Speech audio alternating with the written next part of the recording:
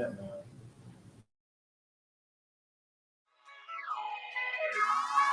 Look at this, John. Look at this, John. Right.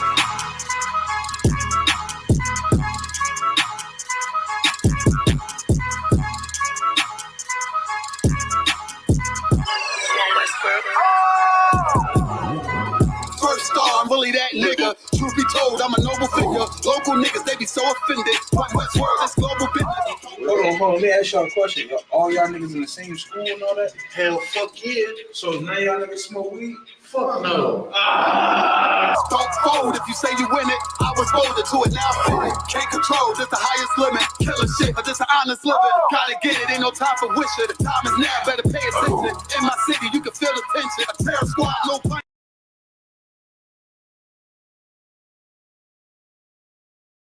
This how I look when you keep winning. Over time, I had to take the hint. Shine bright, sit behind the scenes. One-on-one, I ain't in the mix. Ain't what you thought, better get a glimpse. Came up from a pedal bike. Pressing brakes, I ain't never liked. Whole time, I was taking risks. They don't play with me because they know I'm going nice. Round form, I ain't even started. Transform, I ain't here to bargain. You on watch, better move a caution. Chains on me, I don't do this often. No error, this shit flawless. Reach for it, you become a target. It ain't worth it, better keep walking. All I know is survival. All this fashion is tribal. Want the head of my rival. This about to go viral. I say the word, then it's final. To get the moving like Pronto. I'm just living my title. Do this shit with my eyes closed. All I know is survival. All this fashion is tribal. Want the head of my rival. It's about to go viral. Say the word, then it's final. Get the moving like Pronto. I'm just living my title. Do this shit with my eyes closed. Don't wanna hear all that street shit. Me and my niggas on defense. Wonder who I was in my past life. Don't even matter, that peep this. Remember the days when I was a trooper. Stay on the path and it won't confuse you. Bars all, I'm the one to do it. I roll on eights like a flight maneuver. Try to trick me, I ain't never moving. Camouflage, I can blend into it. They better ride, I don't do the Ubers. Let them talk, I don't hear the rumors. A little suffer ain't really nothing. The way I'm stomping, better play the trumpet. You see me coming, better get the running. If they see me coming, better get the running. You ain't never seen it, you ain't never witnessed, you ain't never noticed, you ain't never focused. I was really waiting. I was really training, sick and tired of being patient. I ain't never doubted, this was in the making. Use what I got, not in the waste. But rapping and singing could never drink it. But I'm from the bottom, so I gotta make it. This ain't rapping, it's a damn warning. Late night to the early morning. Got a vision, I planned it out. Trying to stop me, but I kept going. I study plays, now I'm in the game, and it's all the same, but I had to change. You'll never crash if you in your lane. I can take the law, cause it's all a game. Yo, what Casamigos do with English? Drunk. All I know is survival. All this fashion is tribal. Want the head of my rival. This about to go viral. Say the word, then it's final. To get the moving like Pronto. I'm just living my title. Do this shit with my eyes closed. All I know is survival. All this fashion is tribal. Want the head of my rival. This about to go viral. Say the word, then it's final. Get the moving like Pronto. I'm just living my title. Do this shit with my eyes closed.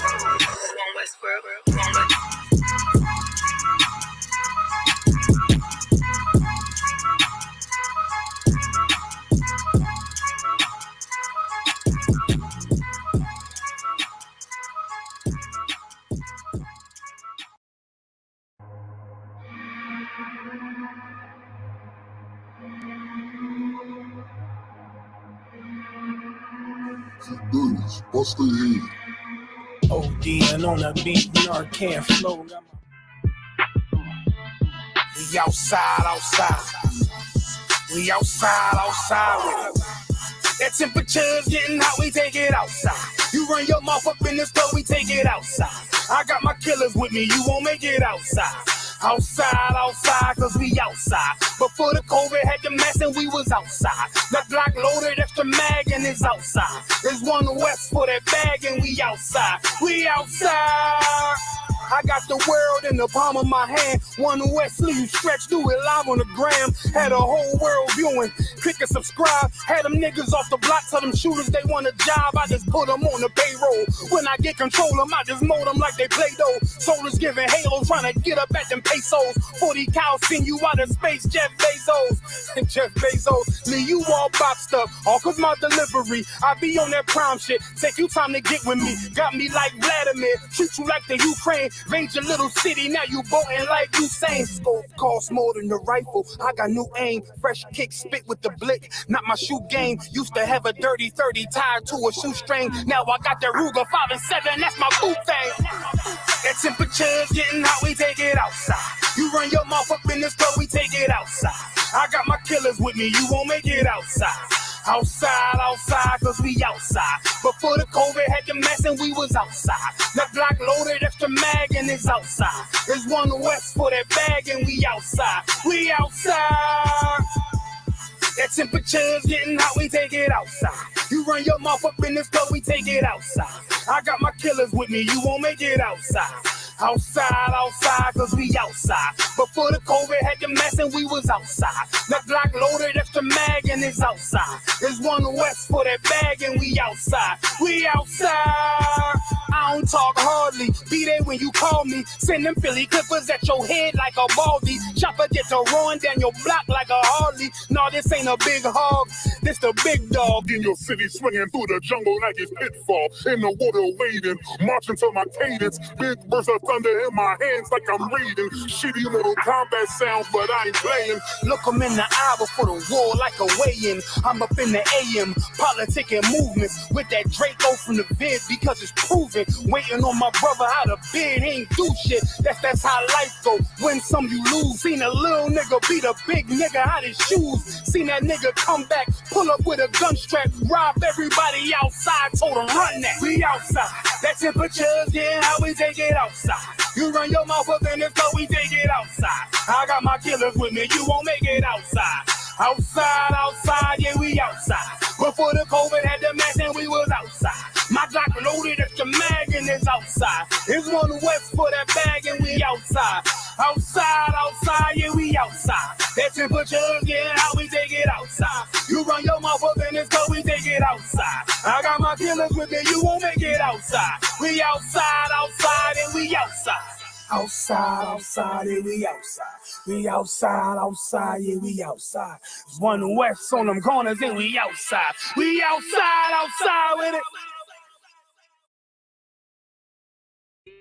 Those are messed up, no. Bad news is to beat your home, nigga. Yeah. Go on, get on that ass real quick one time. 144, baby. They said you get on, you gon' represent. I said, of course. Soon as they crave that beat, I ride that bitch just like a horse. She about to go dumb, yeah, bitch, me whole guard. You ain't know they call me Obi-Wan. I go with the force. You gon' ride, yeah, of course. Get it lit up like a torch. You either low or this Lord, so that bitch is either or. Yeah, I know them niggas ain't cut like that. I swear I'm too hardcore. Wait up, let me make a call right quick. I'ma start another war. I was hurting when she left, but I don't care about anymore. I need a Vaseline like my Nina pop apart. Took a Zach, watch the dart. Matter of fact, like a dart. Any problem, let them come. We gon' snatch they soul like Shang Shaw. Put them out of service, keep them tools like Miss Harper Free. Try to hope it's way too late. I'm headed straight to the safe. Throw that one up like a trophy. I'm that nigga, ain't no debate. Told them boys we taking notes. Call them up like set the date. This shit a piece of cake. Yeah, my bitches came from Whole Foods. Told them put on that top 3. Then bring me my house shoes. Don't make excuses, make moves. These niggas ungrateful, gotta show them UPK rules. I'm making this like I can't lose. They said you get on, you gon' represent. I said of course.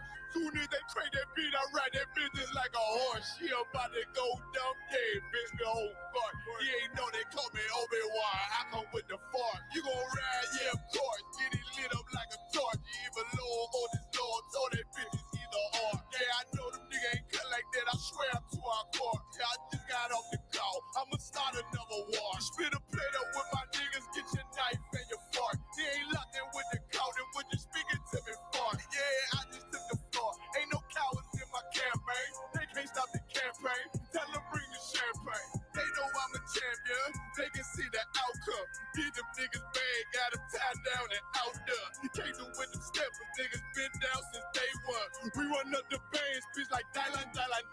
They say you get on, you gon' represent. I said, of course.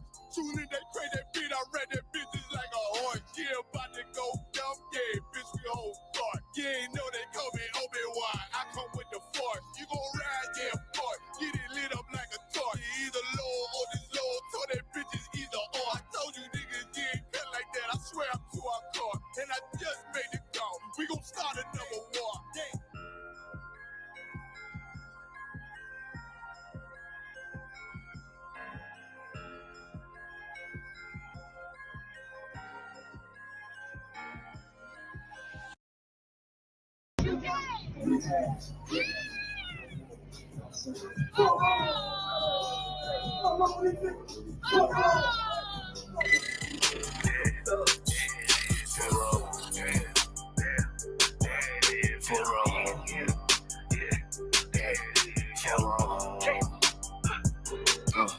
I got big rain, you mad, get stained, work hard, then play, bad bitch, my taste, we vibe, we lay, you purple, you gay, you need chance, lil' fame, I won't walk, got the same, 4 on, 4 on, these people, 4 on, I try to tell these motherfuckers time to time, 4 on, pussy ass, purple ass nigga, man, 4 on, make your born ass right, niggas better get their weight up, you little body bitch. Worry about a damn pay cut, you little body bitch. I ain't worried about none of these niggas, little body bitch. You that scare rag, cow ass little body bitch. Had to fuck around, get my rank up, you little body bitch. And I'm pouring up, y'all young nigga, and I'ma take a sip. All these niggas want down hate, but tell them zip it lip. And you a dumb ass, scare ass, one little body bitch. And I ain't worried about nothing, nigga, nah, I ain't worried about shit. I got more than one, so you know nigga don't reminisce. I spit flavors on these damn beats, niggas better catch a pitch. Never knew a goddamn man be scared to represent. When you a whole ass, dirt ass, little damn body ass nigga. Get body with the damn scripture with your little body ass nigga. Nigga, I'm a true priest, true line nigga, true Zion ass nigga. And you a little boy, a little bitch ass, little body ass nigga. I got big rain, you mad, get stained, work hard, then play. Bad bitch, my taste, we vibe, we lay, you purple, you gay, you leech ass, lil' fame, I won't walk, got the same, 4 on, 4 on, 4 on, I tell them, nigga, 4 on, get your shit together, nigga, 4 on, work. I'ma do this shit till I rock, you little body bitch. I'ma judge your ass like your pot, you little body bitch. And I'm smooth with it, y'all the zock, you little body bitch. And I switch nigga on that thought, little body bitch. And I'ma stay turning like the cars, you little body bitch. And I'm stone cold like a bond, you little body bitch. And I'm a warrior like that bar, you little body bitch. And my aim like that a zock, you little body bitch. Need a princess pop out, you little body bitch. Or anyone down the slide, you little body bitch, yeah. I keep a couple straps in my ride, you little body bitch. Just in case anyone wanna die, cause I'm body bitch. I got be right, you mad, get stained, work hard, then play, bad bitch, my taste, we vibe, we lay, we purple, we gay, you need chance, lil' fame, I won't walk, I say, 4 on, 4 on. Hey,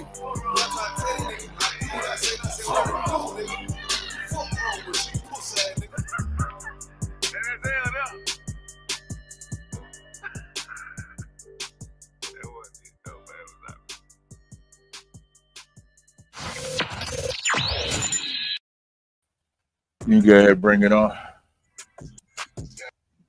And then let me know what zones we got. All right, let's go ahead and clap it up for class today. I'm Captain Cesario. I got the helm.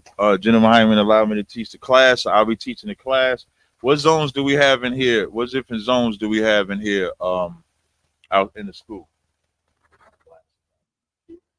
Yes, okay, we give it up for HQ. What else we got besides HQ? What else we got?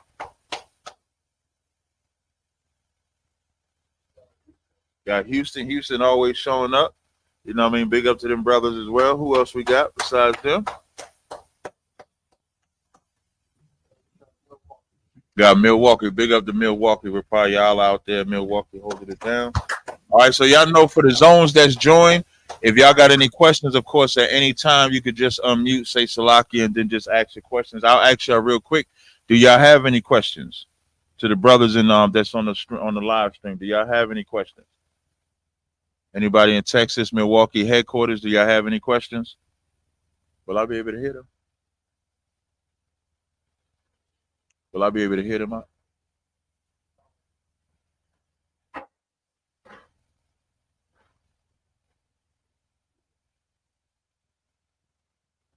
Yeah, just let me know if I can hear them. I just want to know if I can hear them. They have to be on stage for us to hear them, though. So do this then. For anybody in the background, for the brothers that's on there, if y'all got a question, put in the private chat and you'll be able to ask. Cause they saying so if y'all got any questions, you see that other side of that chat, they can put the questions in there. If they want to come up on the stage. You see what I'm talking about? See the two chats? You see the other chat? So if they type in there, they'll be able to type in there if they got a question. All right. A sister got a question on Ephesians 2 and 10. Let's go ahead and get Ephesians 2 and 10. Somebody can grab that scripture for me. That's somebody in here got it. We don't need Shamar back here. I'm saying you can come in and have a seat. You can come and have a seat. Now let's grab the scripture. Let somebody grab Ephesians chapter 2, verse 10.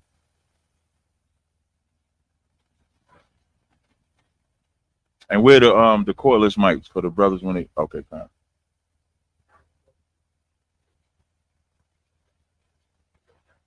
Mm-hmm.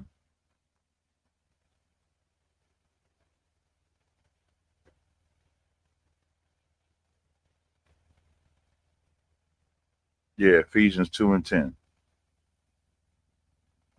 Mm-hmm.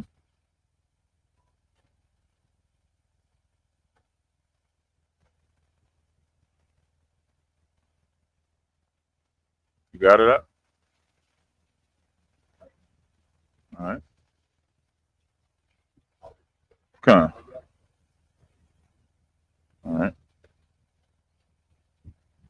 If anybody else got your questions, get your questions lined up, and we'll go ahead and rock those questions out. Mm-hmm. Ephesians 2 and 10. Come on. This is the book of Ephesians chapter 2, verse 10. Mm-hmm. For we are his workmanship, Mm-hmm. created in Christ Yahushua, Mm-hmm. Yahushua Mashiach, Salakia, Mm-hmm. unto good works with Yahweh, Salakia. Start at verse 8. Start at verse 8. Come on, sir. Mm-hmm. For by grace are ye saved through faith. Say it again.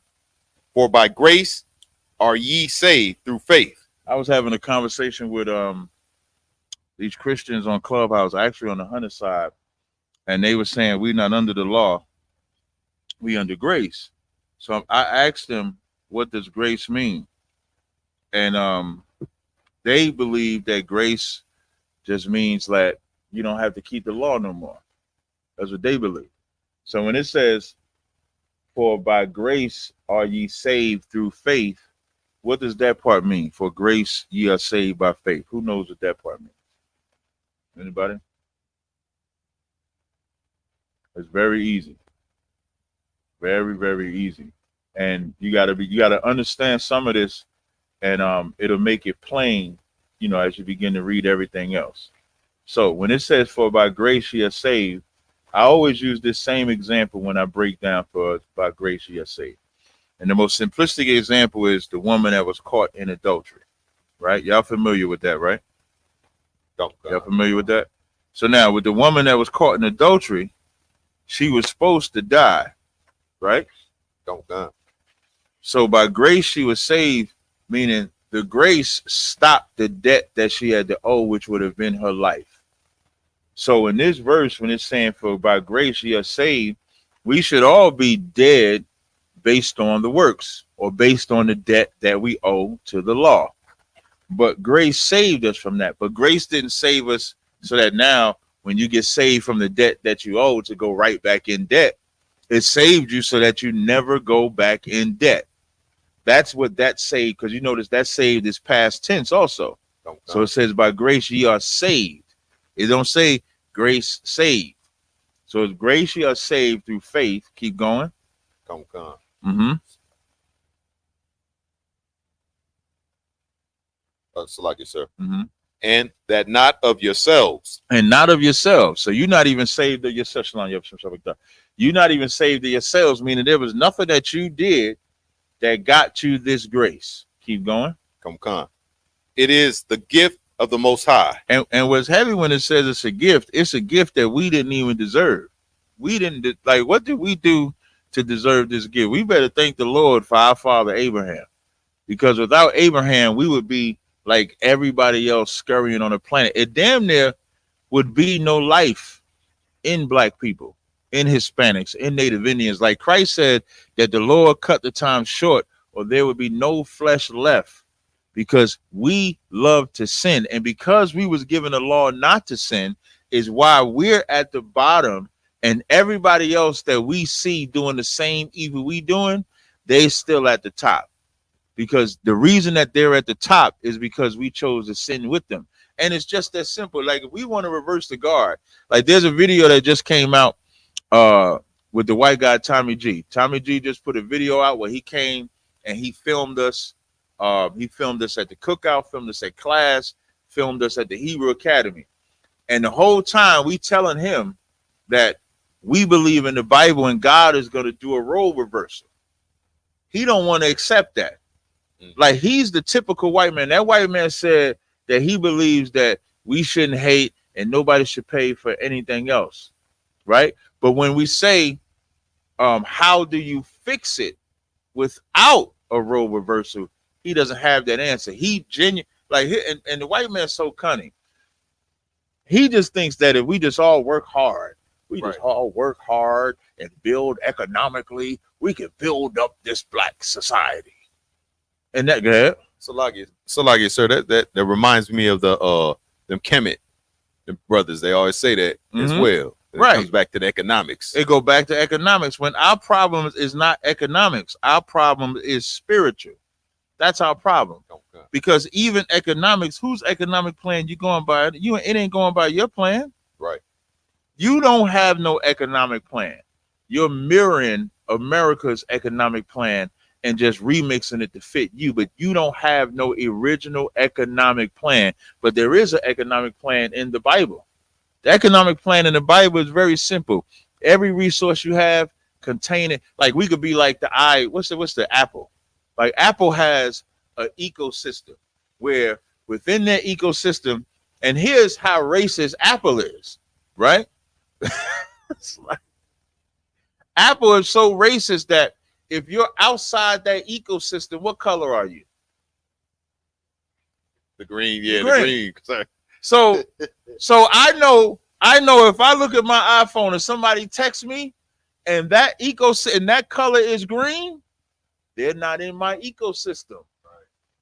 But if it's blue, they're in my ecosystem. I could FaceTime them. I could send videos, I could send files, I could send docs, I could send so much information to them. And when I send the video to them, it's the same clarity. When you send somebody a video from the iMessage to that green, the clarity ain't even right, because they created an ecosystem and it works. Right. Now, imagine if we as a people did the same exact thing. The Lord says to gather yourselves together, O nation not desired, to be holy, to be separate. It doesn't mean don't deal with nobody, but to us, we would all be blue. Everybody else would be green. That's the economic plan, so people can understand. But we go into their economic plan and it don't fit us. Right. Keep reading. You can read the verse 9. Verse 9. Not of works, lest any man should boast. And listen, that has to be in there. The reason why that it has to say not of works lest any man boast, because one thing we like to do is brag about our righteousness. We like to look at we such a judging race of judging society, where you'll know that God forgave us of our sins, but let you find out somebody did something horrible in their past. Whereas you might have just smoked weed, he sold crack. You're gonna think he's worse than you.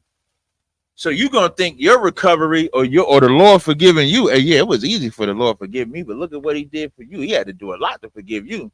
So now you're boasting of works as if your works or your forgiveness was better than somebody else's. So now we're all at the same playing field. So the cat that ate pork is just as bad as the cat that committed adultery. So when you walk in that door, that's how we look at it. We don't look at somebody as you're greater because you was a less sinner, or you're worse because you was so-called worse sinner. It's all the same because it's not of works. It's the gift that God gave us. Keep going. Come, verse 10. For we are his workmanship, created by Yahushua, Mashiach. No sweat. Salaki. For we are his workmanship, created by Yahushua Mashiach unto good works, which the Most High hath before ordained that we should walk in them. That we should walk in what? Salaki. The good works. The good works. And the good works is laid out and was created in Christ, in Yahushua. Through Yahushua, now we understand those good works. That's why Yahushua can come and say, why can Yahushua tell us to be ye therefore perfect as your Father in heaven? Why can he say that? Yeah. Because he was perfect. Because he was perfect. And that's even more important because let me tell you another thing I hate. I hate, and listen, the Christians say this and Christian Israelites say this. They say, y'all ever heard this phrase? Well, you know, we keep the commandments to the best of our ability. That's so weak. That is like the weakest thing to say on the face of the planet. You'll never hear me out my mouth say, keep the commandments to the best of my ability. Because I ain't seen that nowhere. I ain't seen that nowhere in the Bible where it says, keep the commandments to the best of your ability. I ain't seen that. I have seen here the conclusion of the whole matter, fear God and keep the commandments. Right. And they say, try to keep the commandments. It says, keep the commandments. So to understand this scripture, we are created through Yahushua unto good works, which God had been ordained that we should walk in them. Now, what's the walking? The walking ain't what the talking is what I'm doing now. Like I'm talking. All I'm doing. You was gonna say something? Yeah, go ahead. Want me to answer it, sir? Yeah, come. The walking is the doing, the action. Walking ain't trying to do. Yeah. Yeah, walking. Oh, you would bring up that. That's the Migos, right? Because we in Atlanta. So of course he know walking like a talking. I used to hate that damn song. Walking like a talk. I hated that song. So, but that's the truth though, because if you're gonna talk about what you're gonna do, I don't know that you're doing it by the reflection of how you carry yourself. So it's you can't sit out there and say keep the command. You want to say something? So you ain't gonna say, I'm gonna keep the commandments to the best of my ability. I just say I keep the commandments. Okay. Now, if you want to tell me I'm not, you would have to tell me what commandment I'm not keeping.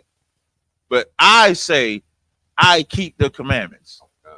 That I'm going to keep the commandments until I have no breath or until Christ return. And I believe I'll be here till Christ return unless the Lord choose otherwise. So until then, I just keep the commandments. All right, you said Milwaukee had a question? Go ahead, Milwaukee. Shalom, Yabashim Shabrakatah. I have a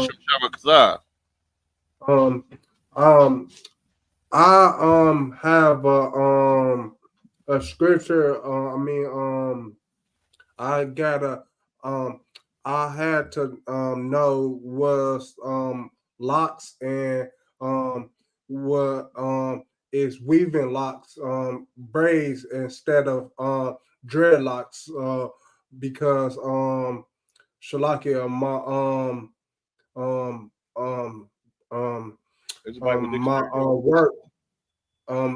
my work have a my brother at my work have it locks, dreadlocks, and he's supposed to have locks that braided locks.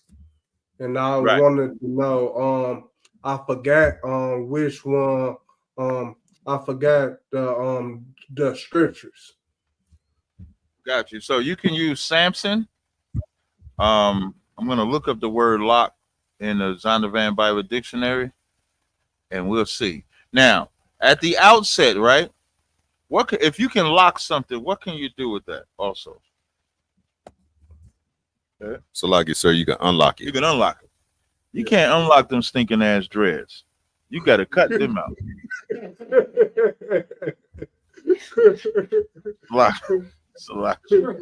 I'm trying to. Okay. Okay. I want you to read. Take this. The bottom of page 325 when it says the braided locks. So now let's read what type of locks Samson had, because everybody think Samson had dreads. He ain't had no damn dreads. At the bottom of page 325 to the top, well, read the definition of the word that you're going to read, and you're going to start at the bottom of page 325 and the top of 326. This is a Zondervan, a compact Zondervan Bible Dictionary. Go ahead and read that.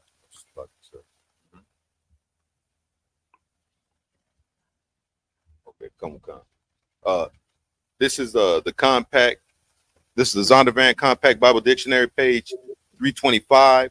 Lock or locks, mechanical device fastening a city gate or a door. Mm-hmm. The primitive locks used to fasten city gates consisted simply of heavy beams. No. You reading the top of the definition. Oh, slide. So you reading the word, which is locks. At the bottom of page 325, it says the, and then it goes right to 326 and says what it is. Oh, select it, sir. Okay. Do you see it? No, I don't. Let me show you. Let me see. No, this Hold on one second. this It says Zondervan pictorial Bible Dictionary. It got the same as the that's the top second paragraph. I don't want to find it in this one. Yeah, at the top, go all the way up to the top. That see what said braided. You don't see braided. Because Right there? this got more. Let me. I'm gonna point my hand back to it. Let me see. I'm gonna show you. I got to show you now. So it says it right there, right where 325 says, right at the top of 325. That word, you can start reading that word right there. Okay, come on. You got it now? Yeah. All right. All right. Now we reading the definition. What you gonna say? Yeah, right here. Okay. What is? Oh, you can say. It. You got More than that. All right, so now, to Rapaya Allah, we're gonna read the definition of locks in the Bible. All right. Come. I'm sorry. This is page 325 of the Zondervan Bible Dictionary. Go ahead and say it. Come on, sir. Shout out to the brother that donated to the super chat. Make sure y'all pay your tithes. We're gonna put that link in the chat as well. Make sure you're paying your tithes. 10% of every increase on the subject of the law. Just like it's wrong to not to be a homosexual, it's wrong to commit adultery. It's also wrong not to pay your tithes. Okay. Go ahead and read that. Come on. Mm-hmm. Braided locks of the Nazarite Samson in Ezekiel 8:3. The what? What did it say? Braided locks. The braided locks of the Nazarite Samson. Is that what it say? Come on, sir. That's all I need you to read. So now, Rapaya Allah, when they say Samson had dreads, Samson did not have dreads. So now let's look at the so we're going to look at the origin. We're going to have this one origin. Anybody can search the goddess Shiva. Rapaya Allah, you want to look up the goddess Shiva. It's spelled Shiva, right? And when you look up the goddess Shiva, it'll tell you the earliest written evidence of dreadlocks is in the Vedas, ancient Hindu text from 1500 BC. So this is the origin of them nasty dreads that people like to wear. It said, which depicts the Hindu deity Shiva with dreadlocks. The Sanskrit word for Shiva's hair in Jeta, which means twisted locks of hair. So that's where the origin comes from. And that's why it's unlawful for us to wear it, because of the deity that is tied to. Then somebody look up the word thuggies, Thuggees, because y'all think thugs is black. You know, Tupac made it famous. He put did he put thug life on his chest? Put thug life on his belly. No, he put it on his belly. Put thug life on his belly. Trick Daddy had the song I'm a Thug. Thuggies originated in their worship of the goddess Shiva as well. Thuggies are fictional, thuggies are minions to the goddess Shiva. So they would actually, you got it? You're gonna read it? Go ahead, read it. Thuggy is the name given to a practice of thugs who were historically organized gangs of professional robbers and murderers in India. And where? In India. So that god Shiva, the thugs or thuggies would rob and steal and then present whatever they robbed and steal to the goddess Shiva. So when we talk about them nasty dreads, it's because their foundation is based off an idol. You understand, Rapayala? Come. So you just give them the history of where dreads come from. It's like Christmas. We don't put a tree in our house because of where it comes from.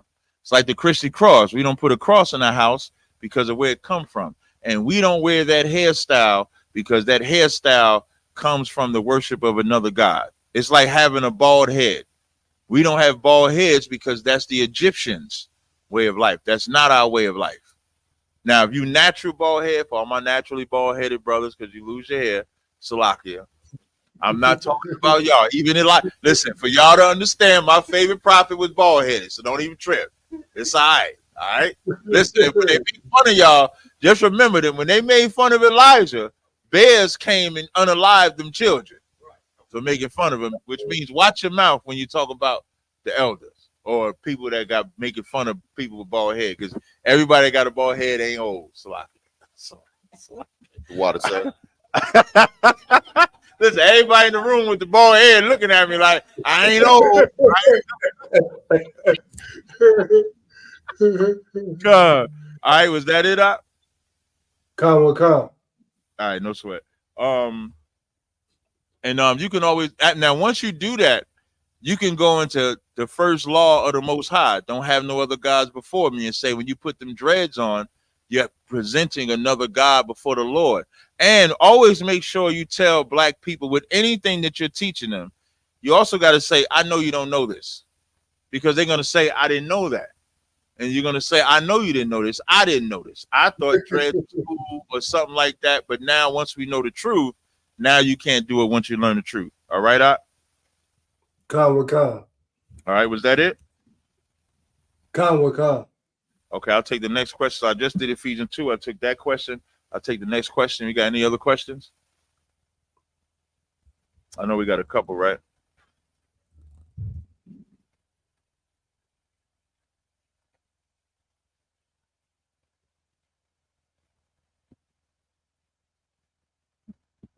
All right. Brother Zabak Korah, he says, Shalom, Yahweh Ba'ashem, Yahweh Shabrakatah. Shalom, Captain Tazariak. Can I get a general breakdown on 2nd Esdras 13, chapter 13, verses 15? I'm not Salagi. Chapter 13, verses 51 and 52. Okay, let's get it. Who has it? on, Let's sir. get it. Hey, you know, you can move up closer. You know, you got a cordless mic, brother. Hey, brother, you can move closer, you know, so you can see the questions. You ain't got to sit right there. Oh, okay. All right, no sweat. Oh. I'm just making sure, Salaki. I'm just checking. All right, so who has 2nd Ezra 13, 51 and 52? Who has that? Come, sir. I have it, sir. Okay, read it. This is the book of 2nd Esdras, chapter 13, verse 51. Then said I, O Lord, that bearest rule, shew me this. Wherefore have I seen the man coming up from the midst of the sea? Keep going. Come, verse 52. And he said unto me, like as thou canst neither seek out or know the things that are in the deep of the sea. Even so can no man upon earth see my son, or those that be with him, but in the daytime. So now in verse 51, Esdras is asking the question, which Esdras did a lot of question asking every time, because he's conversing with the angel, conversing with the Most High. So every time the angel would show him something or the Lord would show him something, he would ask for the interpretation of it.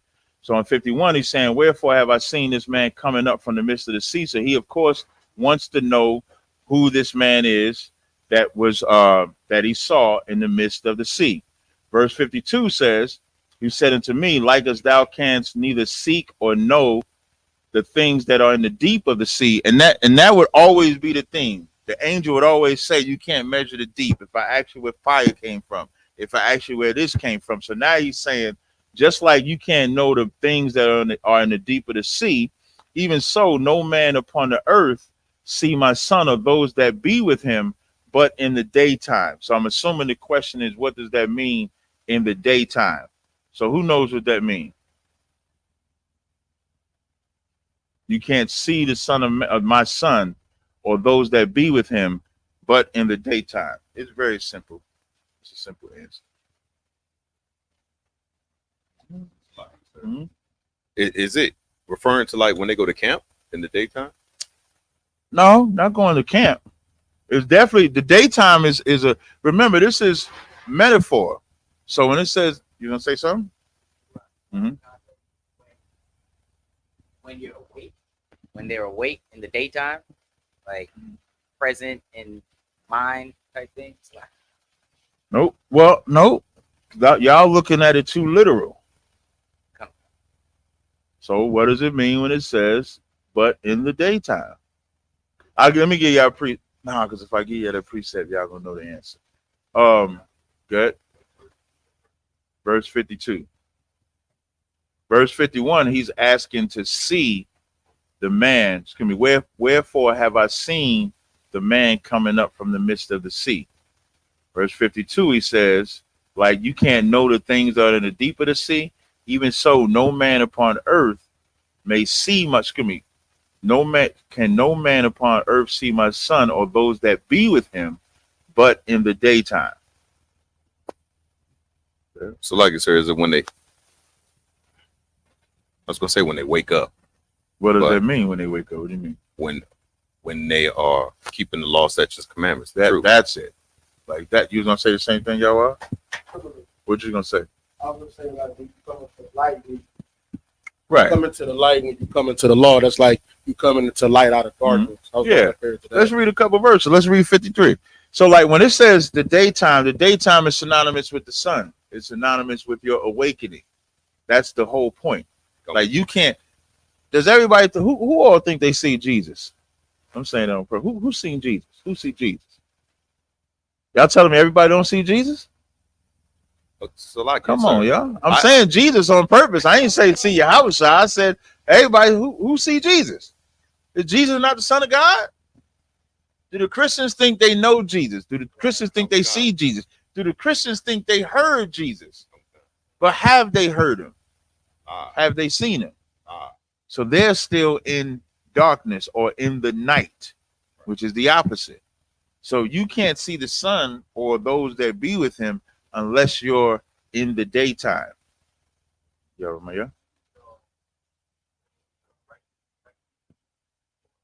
let's read a couple verses. Let's read 53. Let's read 53 and 54. Come. Mm-hmm. This is verse 53. This is the interpretation of the dream which thou sawest, mm-hmm. and whereby thou only art here, lighten.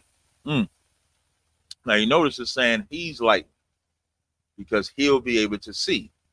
Right? Keep going. Come, verse 54. But thou hast forsaken thine own way. That was what? Thou hast forsaken thine own way. Your way is darkness. Your way is absolute darkness. When I was doing this interview with these white boys, which I got a picture, I put it on my Facebook page where I got the white boy on his knees, excuse me, in the push-up position. And what I like about that, hey, y'all on that, you would probably have to go in the back room, right? You don't have to? Do a tab over, go on my Facebook page, and I want you to get the photo where I got the white boy in the push-up position. All right? I want you to grab that, right? And so when I got him in the push-up position, as he's about to do push-ups, I said, yeah, that's a good slave, down. Right? And so he stands up. He was like, no, I'm not going to listen to master. And I said, you see how he said no here? In the kingdom, I would cut off his head. And so then he asked the question. He says, so you're saying that you want to enslave white people? I said, no, God wants to enslave white people. Now, once you go there, I'm not in my own darkness. You know what I mean? Like the white man is definitely in his darkness. In his darkness, he burns churches, which we're going to read about today. In his darkness, he totally creates a system of government that systematically oppresses blacks, Hispanics, and Native Indians. And then in our darkness, we fight to make his kingdom stay alive. We fight. We join his police force. We join his military. Hell, we voting for the damn president of the United States right now. Right now, we fighting for the presidency. You know who else keeps us in darkness? Barack Obama. Barack Obama came out there and gave that goddamn speech about black. You got it? You share the screen? Y'all see that? Can you make it bigger? Can you make that any bigger than that? You got to make that bigger. That's Tommy G.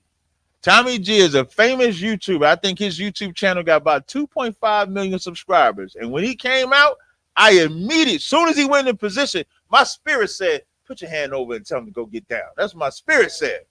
And I immediately went over with the coffee in my hand, because that's how comfortable it's going to be in the kingdom. I'm going to have the coffee like, hey, man, I said get down. And I said get prepared. Now, his spirit, of course, doesn't want to fight that. His spirit don't say be a slave. You know, if that was a role play, if it was reversed, you could take it down now. If that was reversed, you know, a black man would have did the push-ups. The black man would have played. You know how I know? I've seen, ain't Halloween coming up? I've seen Scooby-Doo characters, and I've seen the black person play the dog and get down on his knees. I've seen it. I've seen black people stand with the Klan. I've seen it. That white man said, no, I'm not doing that, because that white man is better. So when you read that verse, our dog, shout out to my man Tommy Sotomayor with the super chat. My dog, we definitely going to be linking up while I'm in Atlanta. We're going to do a live show, so I'm looking forward to doing that. Shout out to Tommy. So now, when you read that scripture, remember, verse 53 says, thou only art lightened. So out of everybody else that's in darkness, he's the only one lightened. Why? Read the beginning of 55. I'm sorry, 54. For thou hast forsaken thine own way. None of this is your way. I had the hunter side. Listen, Whacking Them even played that video. That's how popular that video got. Whacking Them went on their Hunter Side show and played that whole documentary. If y'all haven't watched this, y'all have to go watch this. And when you watching it, just read the comments and take your little sensitivity down. You can't be sensitive in this truth. You really can't. You can't be sensitive. You can't read them. They gonna call y'all all type of names. You in the cult. And if you don't know you in the cult, you are absolutely in the cult. And for sure, what I got lined up in the next 4 weeks, I did 4 weeks. I'm like, bro, man, from the fifth floor. Y'all see that shit? I just said, and I had it like this and then said 4 weeks. Like, what is wrong with me? But in the next 4 weeks, if you didn't know you was in the cult, when I get done, Lord allow what I got lined up, you for sure gonna know you in the cult by the time I get done with what's coming up. Because that's all they're gonna call you. And enjoy being in your cult, because in your cult, you won't get unalive, you won't get SA'd, you won't get robbed, you won't get stole, but you'll get the greatest love and lighting that you'll ever have in your life. Barakatah Yahweh Shah for that, man. Let's give that a hand. You know what I'm saying? So now it says, they have that thou hast forsaken thine own way. Keep going. Come on. And apply thy diligence unto my law. And apply thy diligence. Like you should be diligently seeking out the laws, whatever it is that you lacking in, whatever it is that you unsure of, and everybody knows what their weakness is. You may not want to face it, but if you want to see the Son, if you want to see the Son and those that be with him, you're going to have to be diligent about what you weak into. It ain't about, not eating pork. That's easy. I ain't never want to eat pork no way. But what about them women? What about them wrong type of women? What about that drug? What about that cigarette? What about that man that you want to sleep with knowing you got a man? What about that struggle, that baby you got in your womb, and the demon is saying you don't need to keep that baby? There's some things that you weaken that you got to be diligent in that too. Keep going. Come on. And sought it. Verse 55. Verse 55. Thy life hast thou ordered in wisdom. Thy what? Thy life hast thou ordered in wisdom. Thy life hast thou ordered in wisdom. Keep going. And hast called understanding thy mother. Now read verse 56. And therefore have I shewed thee the treasures of the highest. After other 3 days, I will speak other things unto thee, and declare unto thee mighty and wondrous things. So now, when it talks about seeing the sun, it's the twofold. It's the daytime, meaning the time when he be revealed. Like when you read 2nd Esdras, the 13th chapter, and if you was to go up to verse 20,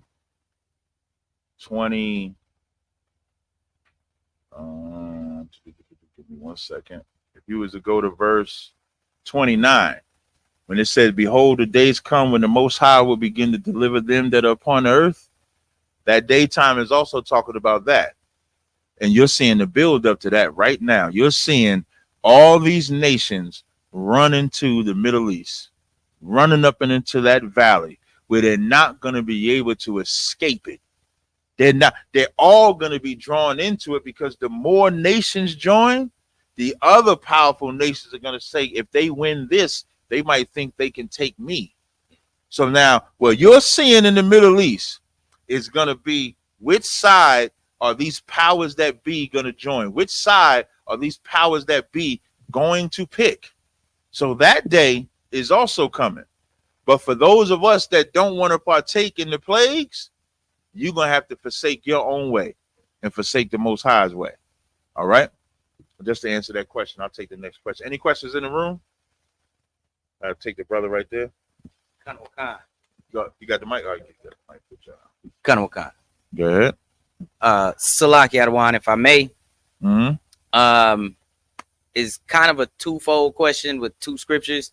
But the first scripture is Romans, the 2nd chapter, verses 14 and 15. Okay. Good. This is the book of Romans, chapter 2, verse 14.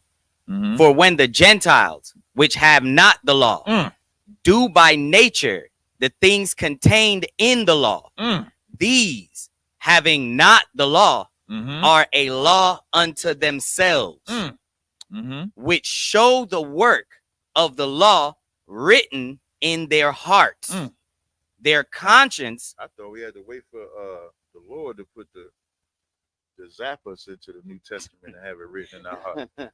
That's what I thought. I didn't know we could have the law written in our hearts in Romans. I didn't know that. Niggas is retarded to think like that's another form of weakness. Like when cats say they waiting on Jeremiah 31 and 31, their version of Jeremiah 31 and 31 is them getting zapped by the Lord to not disobey him. God don't want that. Right. What in your right mind? God thinks that God wants to force you by his will to make you obey him. That's not a God. Right. You're not a God if you're not obeying me because you fear me. That now you're a God that way. The fear of the Lord is the beginning of his love. So you think the Lord gonna take away the fear and just make you serve and obey him? Where's his power? Right. That's not power. It's not power if I know the only reason you're obeying me is because I put a spirit on you to obey me. That's not power. The power is when I tell you to do it and you do it. On a human scale, think of you brothers with rank.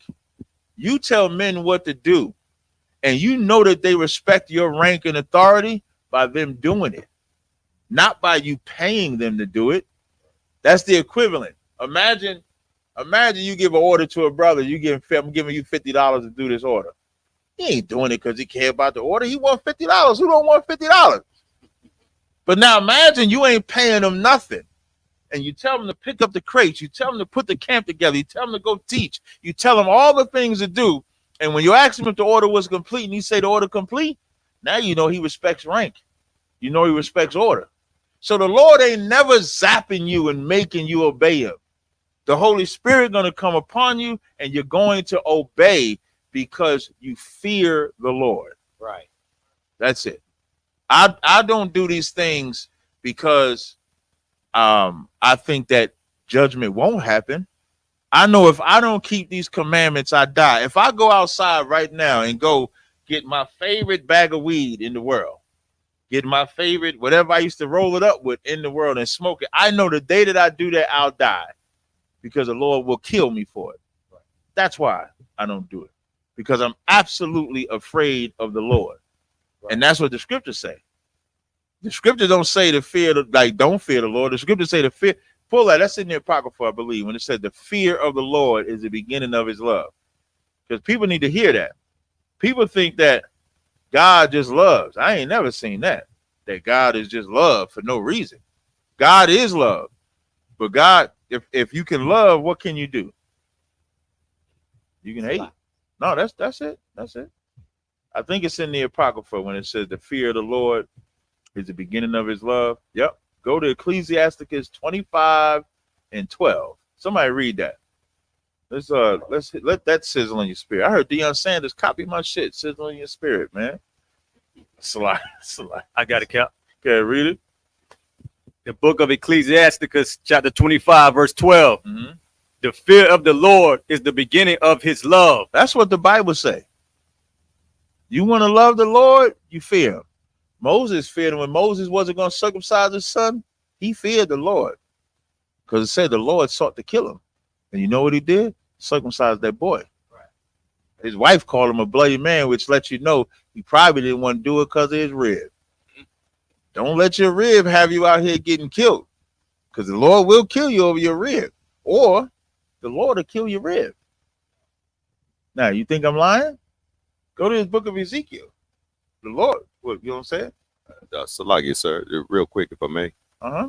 My rib be rushing me out to get to camp, sir. Yeah. She said, she probably want the house to herself. No, I'm just Salagi, sir. She be like, you ain't gonna have me killed. Go right. Get the camp. But that's the spirit. Like your rib is in the right spirit. Now, y'all might think I'm saying something crazy when I say the Lord will unalive your rib. Go to Ezekiel 24:16. Go there. Let's go there. Mm-hmm. It's the book of Ezekiel 24 and verse 16. Son of man, behold, I take away from thee the desire of thine eyes. Now, what I'm telling y'all probably ain't never been taught. Ain't never been taught. And this cuts all them sisters that don't want to share their man and think your man got to have one wife. And then you brothers that's so goddamn weak. Now, when I'm saying weak, I ain't saying weak like you got to have multiple wives. You do not. You ain't got to have no wife. But you're weak if the reason you don't have another wife is because you're afraid of your woman. That is weak. And what's going to end up, you know what's going to end up happening if you have the desire for another woman, but you're scared of your woman? You know what's going to end up happening? You're going to sleep with a whore.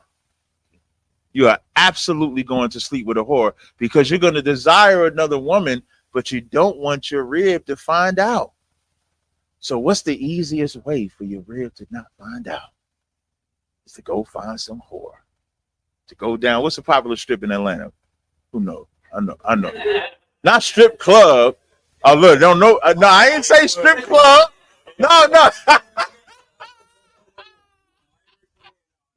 listen. When I'm saying popular strip, meaning like a popular place to go hang out, not a strip club. Say again. I knew Yama was going. He said Edgewood. So now you're gonna go down to Edgewood, and you ain't looking for no sister to build no relationship with. You ain't looking for what God has brought together. Let no man put asunder. You looking for something quick that your rib won't find out, or you online trying to find that woman that you can ease into sex with no responsibility.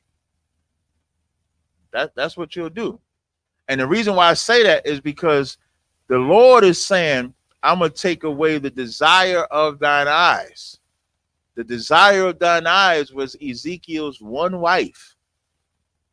Keep reading. Come.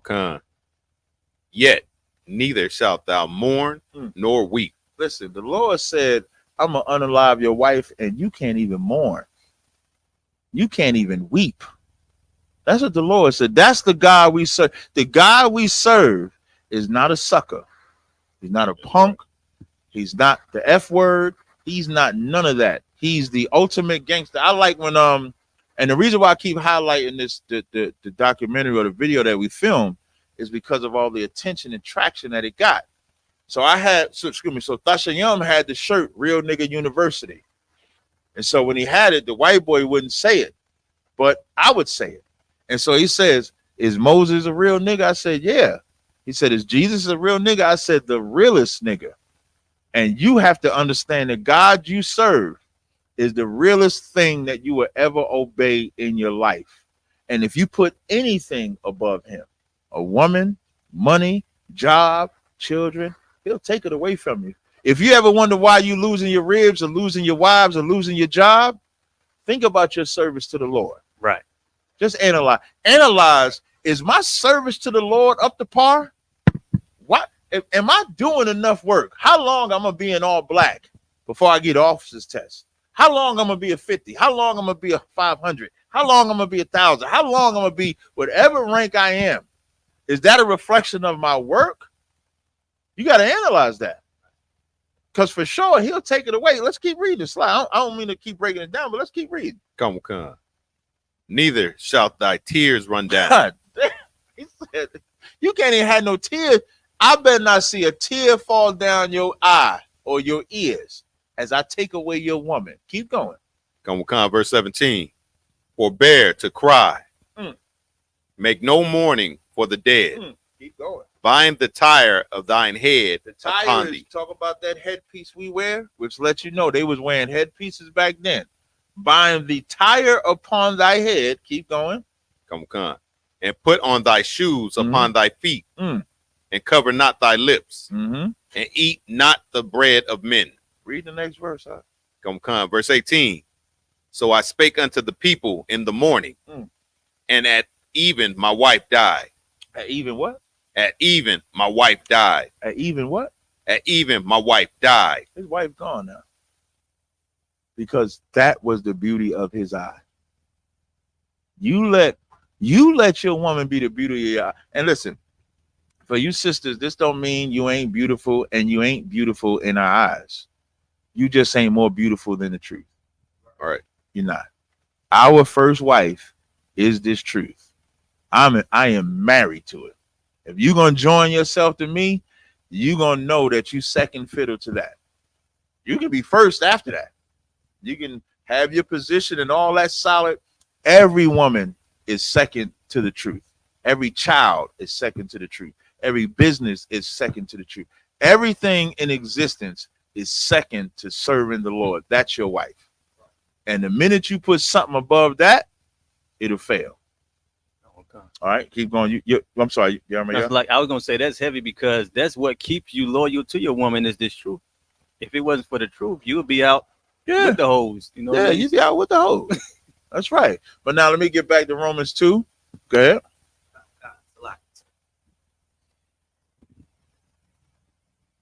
You want me to take it from 14? Yeah, wherever your question. So you read that verse, but now where you said you had two points that you wanted. Like you, sir, because it says, for when the Gentiles, which have not the law, right, do by nature things in the law, them having not the law or law unto themselves. So you want to know what that means? The law unto themselves, the law unto themselves, right?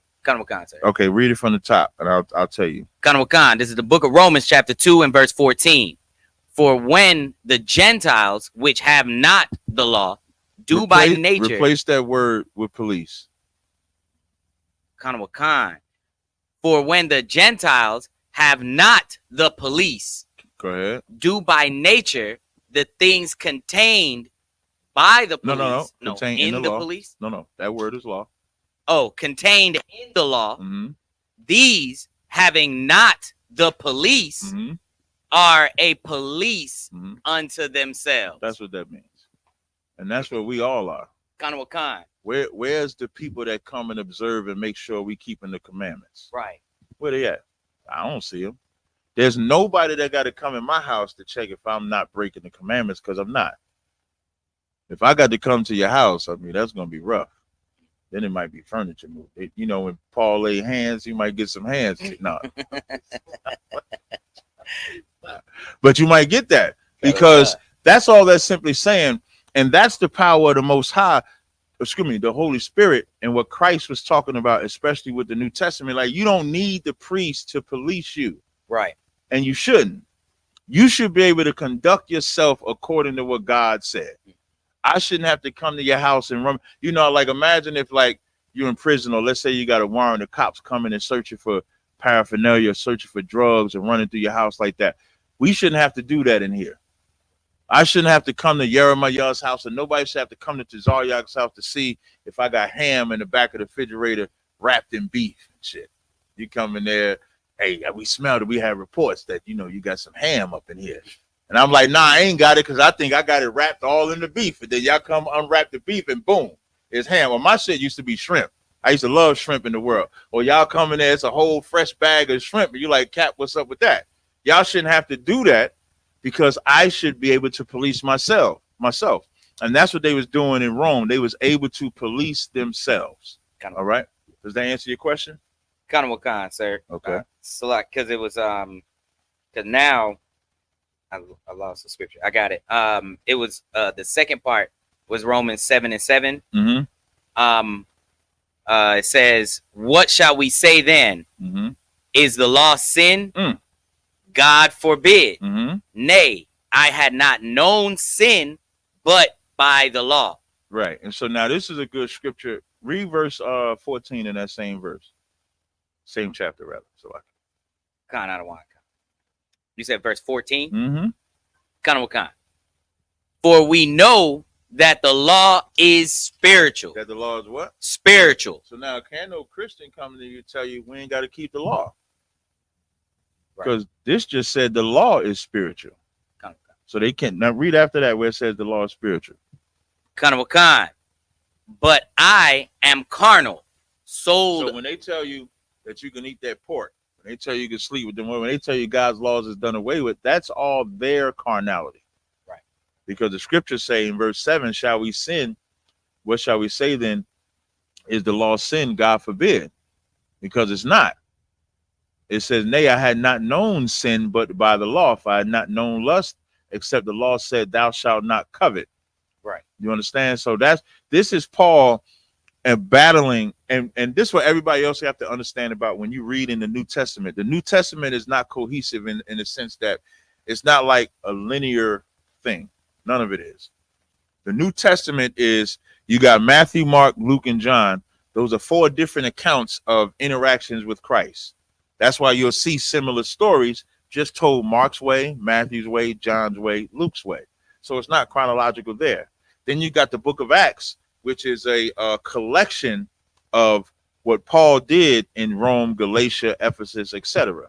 Then you got the letters, Romans, Galatians, XYZ, like that. And you'll notice all of them deal with the same subjects. They deal with the law, they deal with the promises, they deal with circumcision, because those are different letters written to everybody.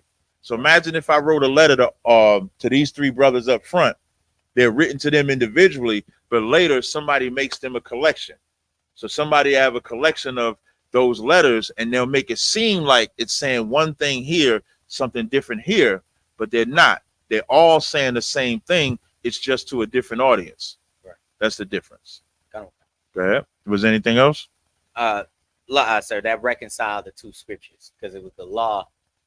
I didn't understand how the law can be not known to the Gentiles, and they do the law, but this says, how would I know of lust if not for the law?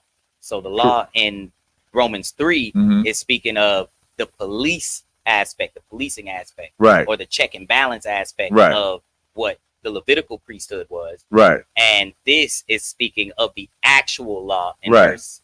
It's like when a cop says stop in the name of the law. Right. It's the cop that's stopping you. Con out of one. But if there's no cop, do you break the law? Right. So that's what it means. These having not the law, kind of are law themselves. Kind of that's all. All right. And it lets you know that those Gentiles are Israelites, because no non-Israelites ever received the law. Right. Which is another point. And the word Gentile, y'all got to be careful. When you're looking at the English translation of these words, like Gentile, for example, Gentile and nation is the same exact word, right, in Greek or Hebrew. It's going. And Israel is a Gentile, meaning Israel is a nation. So once you understand that, you can lose the whole when they try to make this a white person or black person, African, whatever they want to make it like that. All right. Who got the next question? Any questions? Any questions in the room? What's going on? Any questions in the room? Okay. You got the mic? Like it, sir, if I may. Can I get a breakdown of the book of 2 Thessalonians, chapter 2, verse 3 and 4? Okay, let's get it. 2 Thessalonians, you said? Count on, sir. 2, 3, and 4? Count on, sir. Yeah. You got to start at 2. Start at 2 Thessalonians 2. 2 Thessalonians chapter 2, verse 2. Yeah, because you said 3 and 4 is where you got the question at, right? Count on, sir. I just want you to start at verse 2. Count on, sir. That ye be not soon shaken in mind, or be troubled, neither by spirit nor by word, nor by letter as from us, as that the day of Christ is at hand. So the reason why I had you do that is because, like, that's kind of like the time we in now. It's a lot of uncertainty. Like, the Israelites are becoming like a hot subject because of all the wars that's taking place, starting with Russia and the Ukraine. When Russia and the Ukraine came and that started affecting the economy, it started dimming the light on, bringing a light to bear on the prophecies of the Bible. And the Christian church is teaching that God is all love and the day of the Lord is a great thing, when the Bible says the day of the Lord is not great. It say, damn, they don't even ask for the day of the Lord. It says the opposite. So now you got this Middle East. So now when it happened last year, October 7th of last year, when it first happened, everybody thought, okay, bombing happens every now and again, but now this bombing done took place all year. And then we saw a whole goddamn 4th of July. You just see like thousands of missiles just being launched back and forth between the Israelis and the what do they call? The Iranians, but they call them something. Hamas, right? So now you see bombs flying back and forth, and now everybody is like, yo, could this be the end? Could this be the world war? Okay.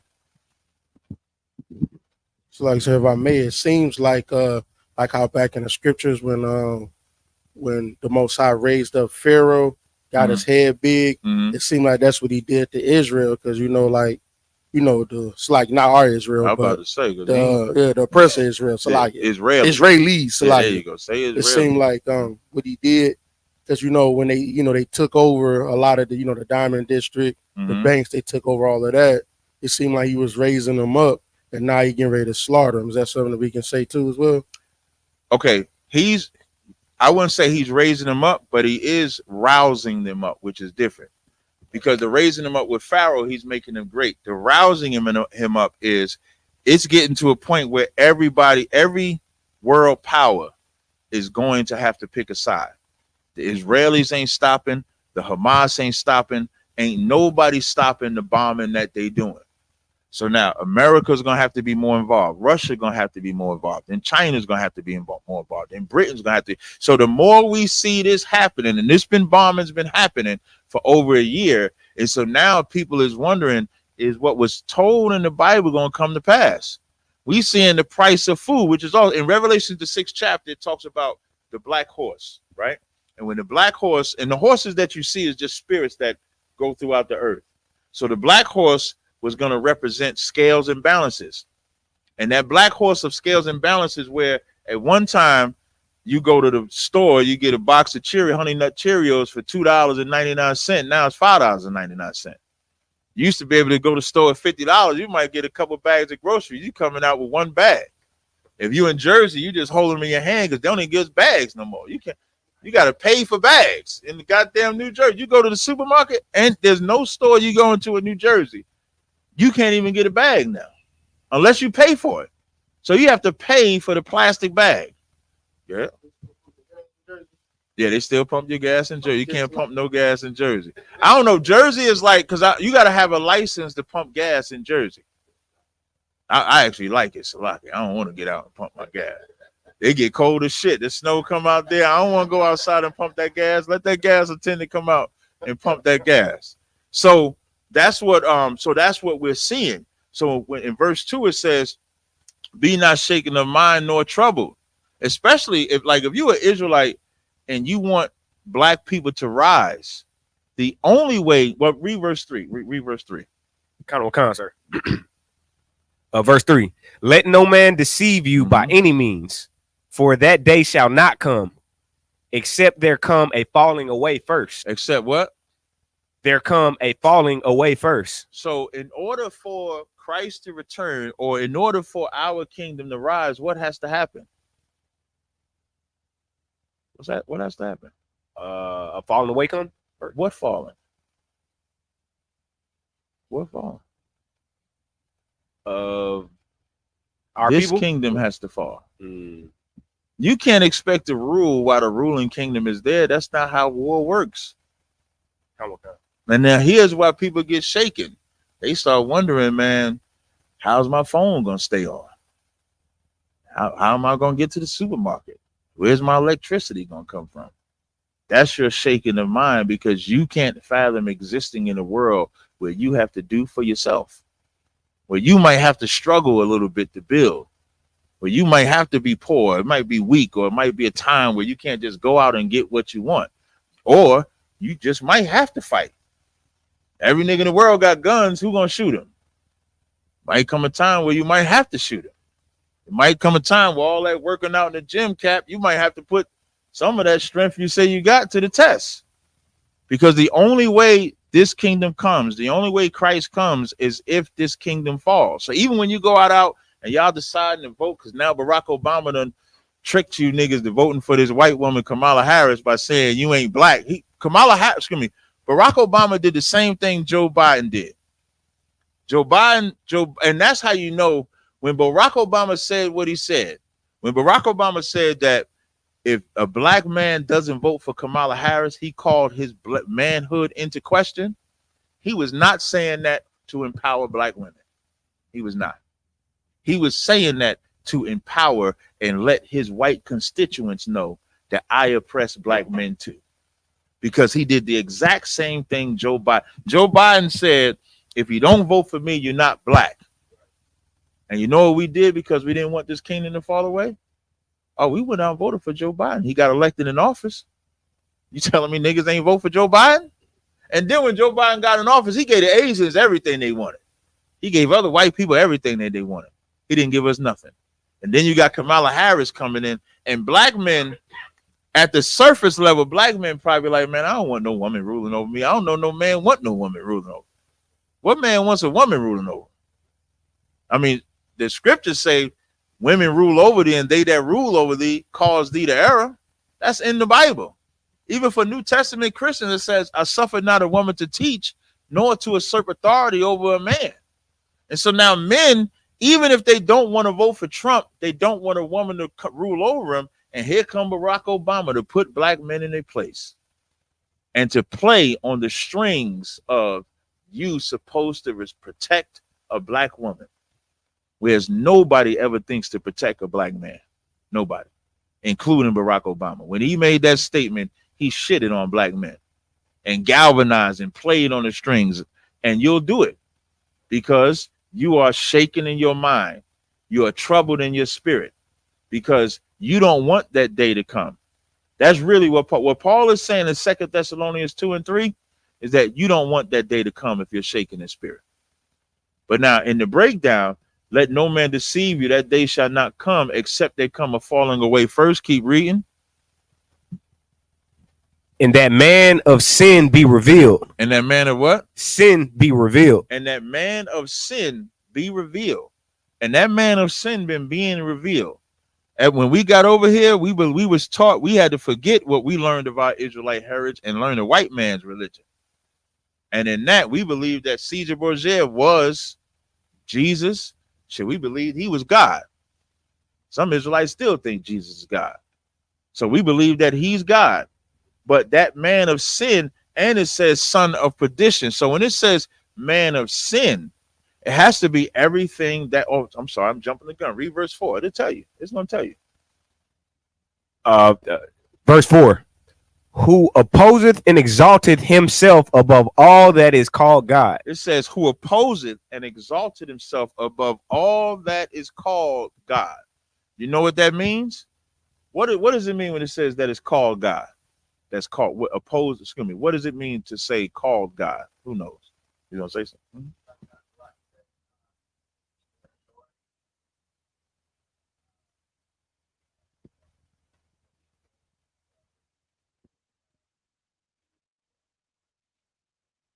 That, I mean, you could kind of say that because like the white man want to be the last samurai, you know, white man want to be everything. Now, in this specifically, when it says above that is called God, who's supposed to be above all nations? Israel, right? Who's Israel today? That ain't answering the question. Who's Israel today? That's the truth. That's because you know the truth. But who's Israel today? Yeah, the white man. He opposes himself against all that is called God. The white man saying he's Israelite or saying he's Jewish is opposing himself against God. The white man saying that Jesus is him is opposing himself. The white man saying he is God. Even the opposing is putting up all them satellites and stuff like that. What they used to call it? What they used to call it when them satellites was up in there and they could see everything. What is watching you? It used to be a term, Big Brother. When the Big Brother is watching you, that's him saying Santa Claus is him opposed. What does it say of Santa Claus? He know when you sleeping. He know when you awake. He know if you've been good or bad, so be good for goodness sake. He was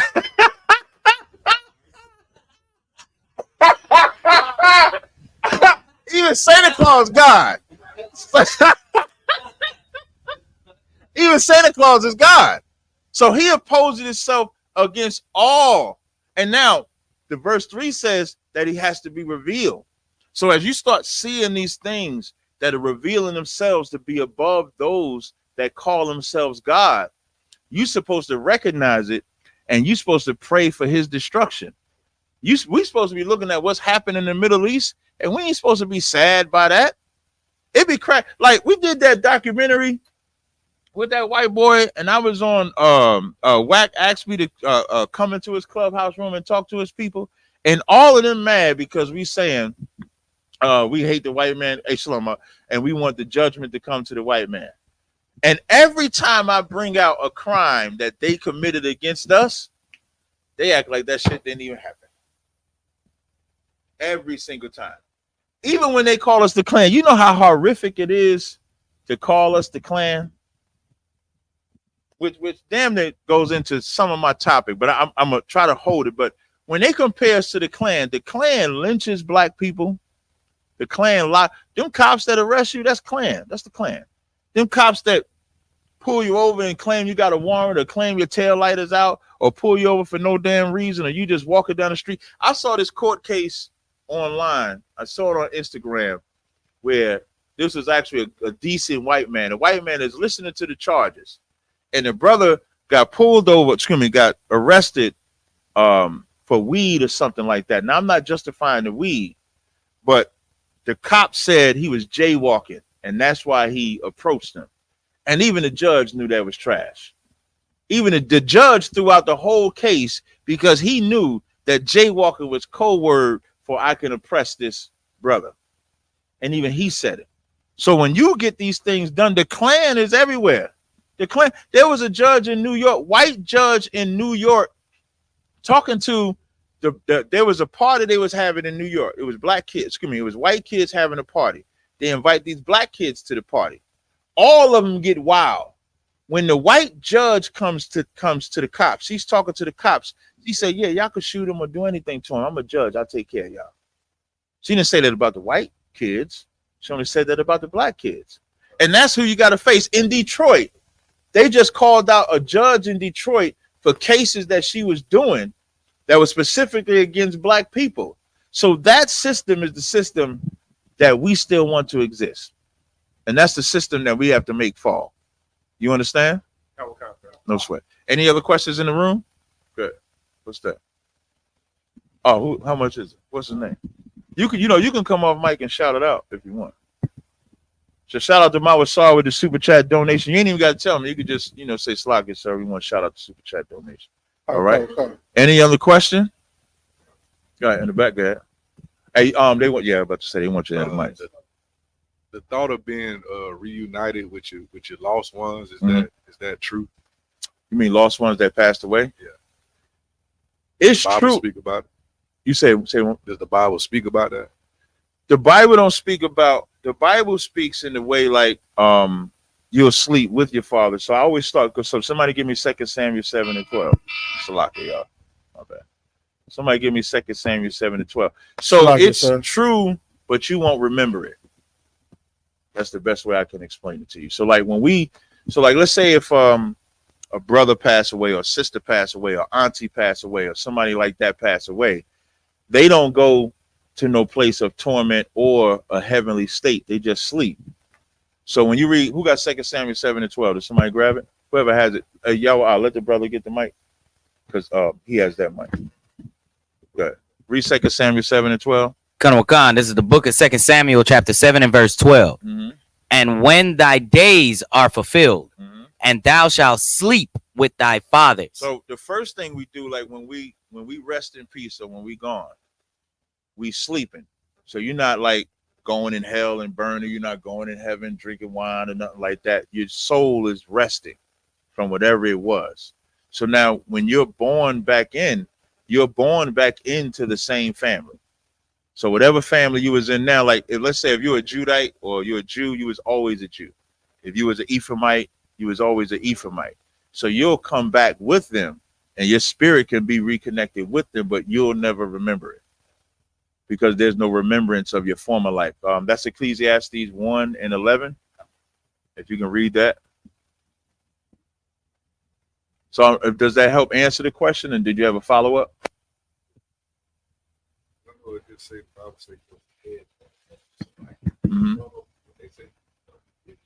That's not true. If the Lord wants that to happen, that can happen. Like your actual family. Yeah, so you can see that on the left-hand side when King Saul, well, first read it. Who got Ecclesiastes? Khan, this is the book of Ecclesiastes chapter 1 and verse 11. There is no remembrance of former things, neither shall there be any remembrance of things that are to come with those that shall come after. So now that's the first thing. So when we're born again, because that's like the reincarnation is the cycle of life. So when your spirit is born back, I'm pretty sure you heard the term old soul. Like somebody said, oh, this brother got an old soul, right? So that's because your spirit is old. The flesh is just new because that baby is new. So now to answer your question about can a spirit talk to you, on the left-hand side, when King Saul called up Samuel, he actually talked to Samuel. And then on the right-hand side, Christ talked to Moses and Elijah.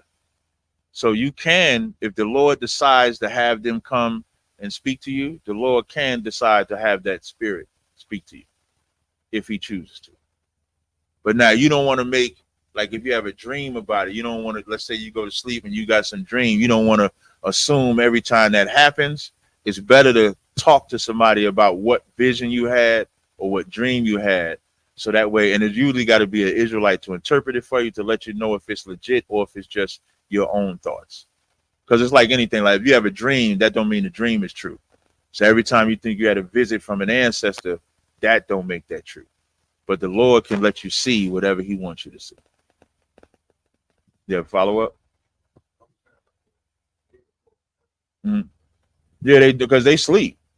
The dead don't. The dead don't, like the dead don't have no pain or happiness. They don't have nothing because their soul is like, imagine like you die. If we see the flesh, like once a person dies, like even when we put them in the ground, that's not Tony no more. That's not Danny. That's not Amanda no more because that flesh is not there. You're just honoring the vessel that they was in.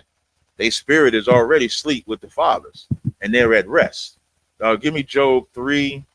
And you got your hand up. What you was gonna say?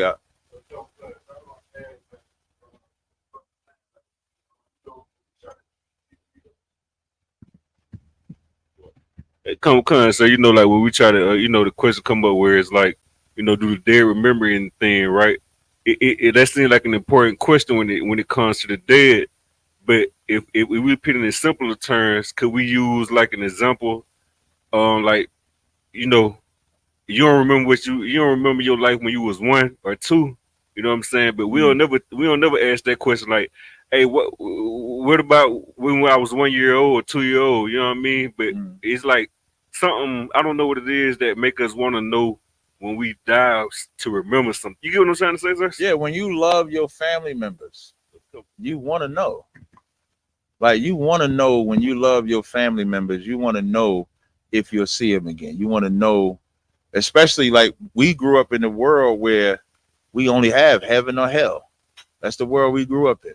We grew up in, and all of us, like, no matter how thorough or how right you thought the person that you lost was, we all believe, man, I don't know if they in heaven or hell. I don't know. And so that's where the worry is at, especially if you love the individual that passed away. What's up? Oh, God. Salagi. I just want to get a shout out to the sister Sakina Ra for the $20 super chat. All right. And somebody asked it's on this subject, whatever that question. It's on this subject. Okay, go ahead. The brother asked Salaki, sir, if I may, with your grace, could that also mean that we could have possibly been reincarnated up until this point, but we don't remember? Yeah, that's exactly what I'm saying. Reincarnation is the cycle of life forever. Everything reincarnated. There's nothing that doesn't reincarnate. Right now, we're in the fall, right? You know what's about to happen? All them trees and leaves the trees are gonna lose their leaves. That tree is gonna die in the winter, and in the spring it's gonna be reborn. That's the cycle of life. So now we grow up believing in heaven and hell, and we believe that we want to believe that our family members is in heaven. I know I wanted to, but then I'm like, I don't know about this guy was dealing drugs. He in hell, but that was my man. So you don't want to think that your man could be in hell getting his ass whooped. So now when you come into the truth, like somebody read Job 3 and start at verse 11. Now this is Job when he was going through his earthly torment, because this is where you go through torment, and this is more so where the focus of how we feel about our family members or friends should be. It should be in the life that we have, not in the life that, like you said, we don't know nothing. Because in that life, they're not doing anything. So it's really more so about what we're doing now. And when a person passes away, we always got to remember, what we normally do is we die with them. Like there's a part of us, like, because they're dead, we're dead. So we almost feel like we can't live because they're not alive. But it should be the reverse. You should be living because they're not here. And maybe that's a wake-up call, whatever the condition was, whatever the reason was, or to keep going. You're supposed to now live for them. When my daddy died, I talk about my daddy a lot. My daddy was a piece of shit, though. My daddy abused the hell out of me. That nigga was a savage. But when he wasn't, now that's when he was high. But when he was sober, he was like the greatest dad in the world. So when he died, I could have either said, man, he was a piece of shit, man. He wasn't supposed to be beating me, hanging me out the window and doing all that. He wasn't supposed to do that, so I ain't going to do that. Or I could say that the Lord took him so that he didn't have the pain of crack or pain of heroin or pain of cancer. And so I could remember his righteousness, and then now I can live for him. So that's how it's really supposed to be, knowing that when I have a kid, my kid could be my father. Now, I wouldn't know if that's my father for sure, but because I know that's the cycle of life, one of my sons could be him. Or when my sons have sons, they can be him. So now the only thing that I could do is make sure that my life and the life of my sons or those around me does not reflect the negative side of my father. It reflects the positive side of my father. So really, in this life is about making sure when we come back, that it's a reflection of how we would want to be, not what we are. Everybody understand? So now read Job 3 and 11. This is when Job was going through torment and torture in this realm, in this life. And this is what he said. Read it. This is the book of Job, chapter 3 and verse 11. Why died I not from the womb? Why did I not give up the ghost when I came out of the belly? Why did the knees prevent me? Why did the what? The knees. Prevent me? prevent it me. says, why did I not die from the womb? Now, this is Job going through torment, and he's saying, why didn't I just die from the womb? Now, just remember, this is the understanding that they had of life before we got Christianized, thinking that when you die, you go to some place of torment. Because he wants to be dead. He don't want to be born because of the torment that he's in. Drop down to verse 17. Verse 17. There the wicked cease. Well, I'm sorry, read 16. Verse 16. Or as Salakia, or as an hidden untimely birth, I had not been. Now he's asking, why wasn't he a stillborn? Why couldn't I have been a stillborn child? Keep going. As infants, which never saw light. That never saw the light, because me seeing the light is why I'm in this torment, is why I'm in this hell. Read 17. There the wicked cease from troubling. The wicked what?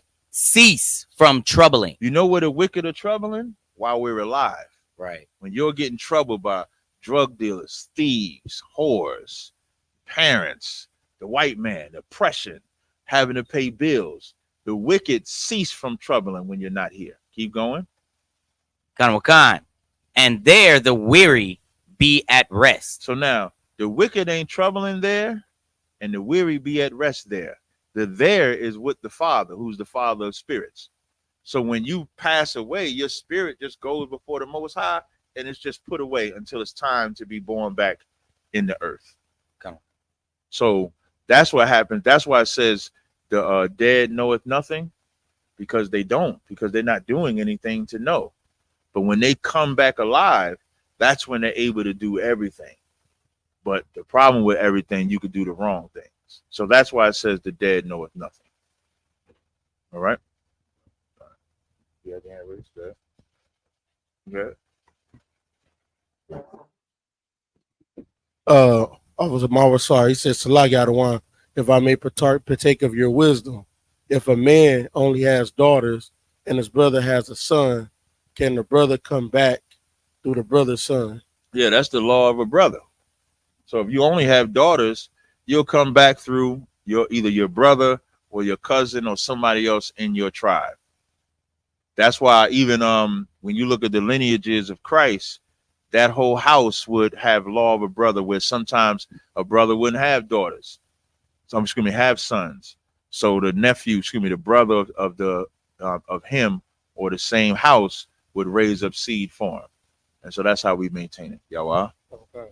That's like Officer Kashak Awar says, Shalom, Yahweh Ba'ashem, Yahweh Shah Brakatham. So Salakia to the men above me, if I may, sir. Is it safe to say those family members that has passed on that wasn't in the truth can come back in? Yeah. Anybody can come. You can die in the truth. You can come back in the truth. You could die out the truth. You can be in the truth now and lead the truth. So yeah, you can say that. That's true. All right. Any other? Go ahead. Good. We have a HQ. Good. One second, brother. Let me get HQ. Go ahead, headquarters. I can't hear. Y'all got to unmute HQ.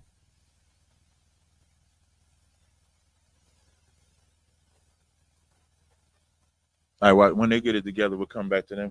Go ahead, you had a question? Colonel Salakia, sir. As you were just bringing out, when you pass, your spirit goes to the Most High, and how you're saying now that your body is now a vessel.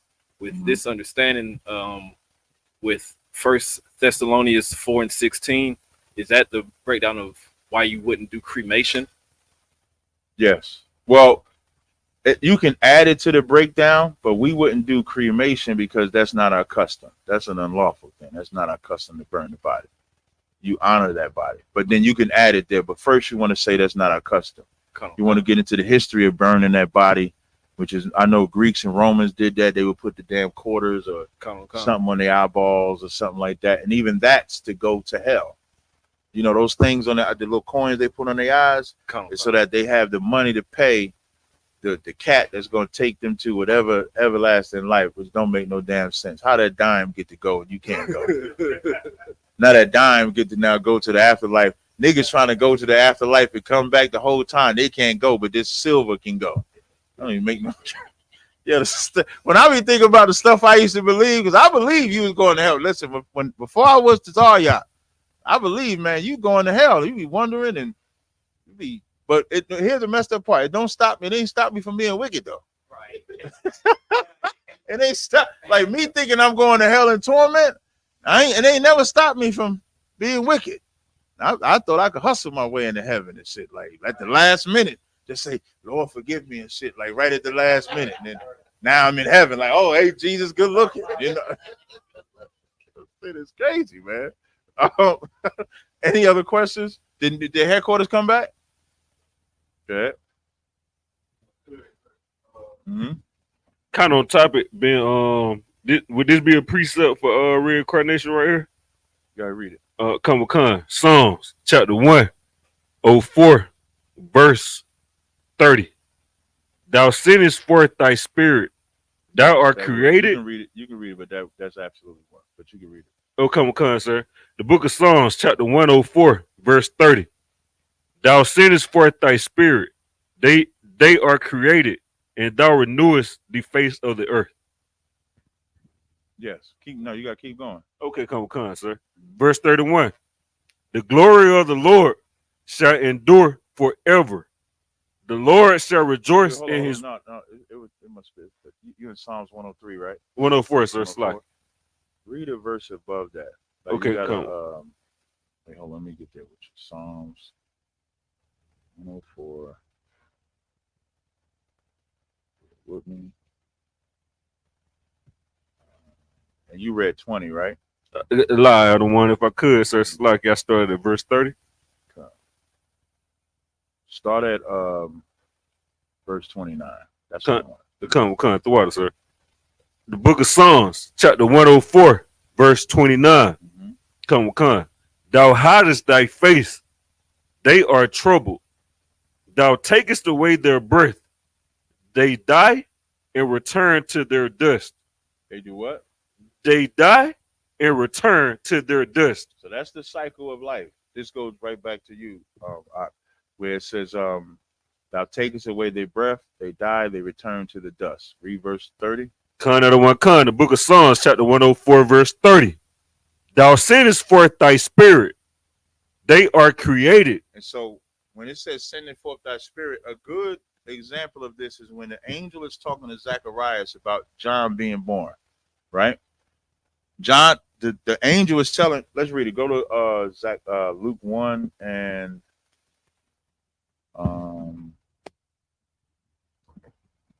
read Luke 1 and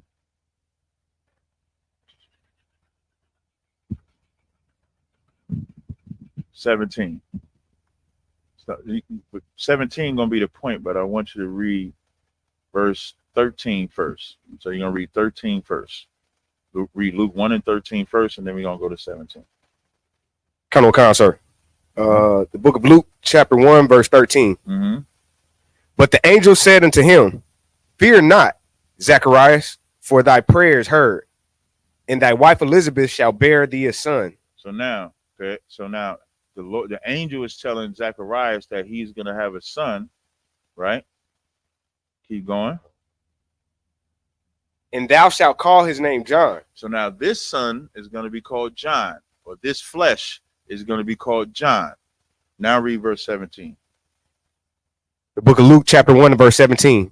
And he shall go before him in the spirit and power of Elias. The power of what? Elias. Elias is Elijah. So now you're seeing the spirit that's being attached to this new flesh. And that's the cycle of life. Every time you see a child born, the child is new, the spirit is not. I'll give you one more. In Ecclesiastes, I think it's the 6th chapter. It says that which has been is named already. Go to Ecclesiastes 6 and 10. Give you one more. Okay, let me read this first. We'll do this first. Go ahead. Sir. The book of Ecclesiastes, chapter 6 and verse 10. Mm-hmm. That which hath been is named already. Is what? Is named already. So now it says that which hath been is named already. Keep going. And it is known that it is man. So your name could be David today. In the former life, it was another name. In the former life before that, it was another name. So your spirit is old, your flesh is new. All right. So yes, you can use that as a iron in the bar. I'll take headquarters now. Salaki, sir, can you hear us now? Yeah, I can hear you. Salaki Adawan, if I may, can I get a breakdown on Revelations chapter 1, verse 13? I'm wondering what the 7 candlesticks are. Okay, go ahead, read it. Kanawan Khan. And in the midst of the 7 candlesticks, one like unto the Son of Man, clothed with a garment down to the foot, and girt about the paps with a golden girdle. Who knows what the 7 candlesticks are? Anybody know what the 7 candlesticks are? Anybody? Okay, go ahead. Salaki Adawan, was it the 7 churches? Yeah, the 7 candlesticks was the 7 schools that Paul built. The letters that we read at Ephesus, Rome, Corinthians. You read about some of them in Revelations. Like when you go to Revelations 2, you'll read him writing. So like go to Revelations 2 and 1. Read Revelations 2 and 1 real fast. Kanawan Khan. Revelations chapter 2, verse 1. Unto the angel of the church of Ephesus write. That's one church. Go to Revelations 2 and 8. Kanawan Khan. Revelations 2, verse 8. And unto the angel of the church in Smyrna. Smyrna. So when you keep reading throughout Revelation, I think it's 2 and 3, they cover the 7 churches that the candlesticks represent. Kanawan Khan, the water, sir. Any other questions online? Was that it, headquarters? Kanawan, sir. Okay. Go ahead. Any questions online?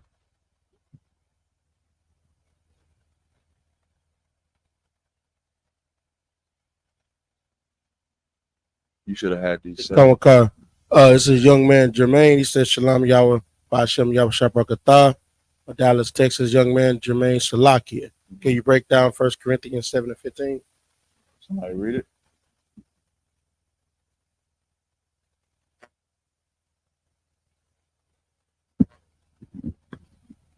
We got 1 Corinthians 7 and 15. Hey, y'all could just read, man. Whoever got it, just read. This is the book of 1 Corinthians chapter 7, verse 15. But if the unbelieving depart, let him depart. Oh, this brother want to get rid of his wife. This brother tired of that rib. He tired of that woman. If the unbelieving depart, if she departed, all right. read verse start at verse 10. We'll read a couple of verses. I hope you understand verse 15. The book of 1 Corinthians chapter 7, verse 10. And unto the married I command, yet not I but the Lord. Let not the wife depart from her husband. Now that's law. You know, you don't want the wife to depart from the husband. Go ahead. But if she depart, let her remain unmarried. What I always like to remind them sisters that want to be separated from their husbands. Now, this ain't a scenario where your husband left you. This is a scenario where you decide to leave your husband. There ain't a timeline on adultery. It don't exist. I'm too out. It does not exist. Whether it's 1 year, 2 years, 3 years, you leave your husband, you have to be joined back to your husband. That's why it says, let her remain unmarried. Keep going. Or be reconciled to her husband. Or be reconciled to her husband. Go ahead. And let not the husband put away his wife. And you're not supposed to put away your wife. And that's for all y'all brothers that put away your wives because you just wanted a little fling, you know, a little one night stand or something like that. You can't do that. Keep going. But to the rest speak, I, not the Lord, if any brother have a wife that believeth not, and she be pleased to dwell with him, let him not put her away. What is the belief in that verse? What does that mean, the belief? Who knows what that belief is? The wife that believeth not. Salakia, sir. Or brother that good. Is it the truth? Right. So like, brothers be thinking, you got some people that'll teach, well, if you come into the truth and your wife don't believe the truth, you can put her away because she's not in the truth. And vice versa. A wife thinks she gonna reset the clock, get a whole new nigga because her husband ain't in the truth. You don't do that because y'all started off in your relationship. Neither one of y'all was in the truth. And it'll tell you why. Read verse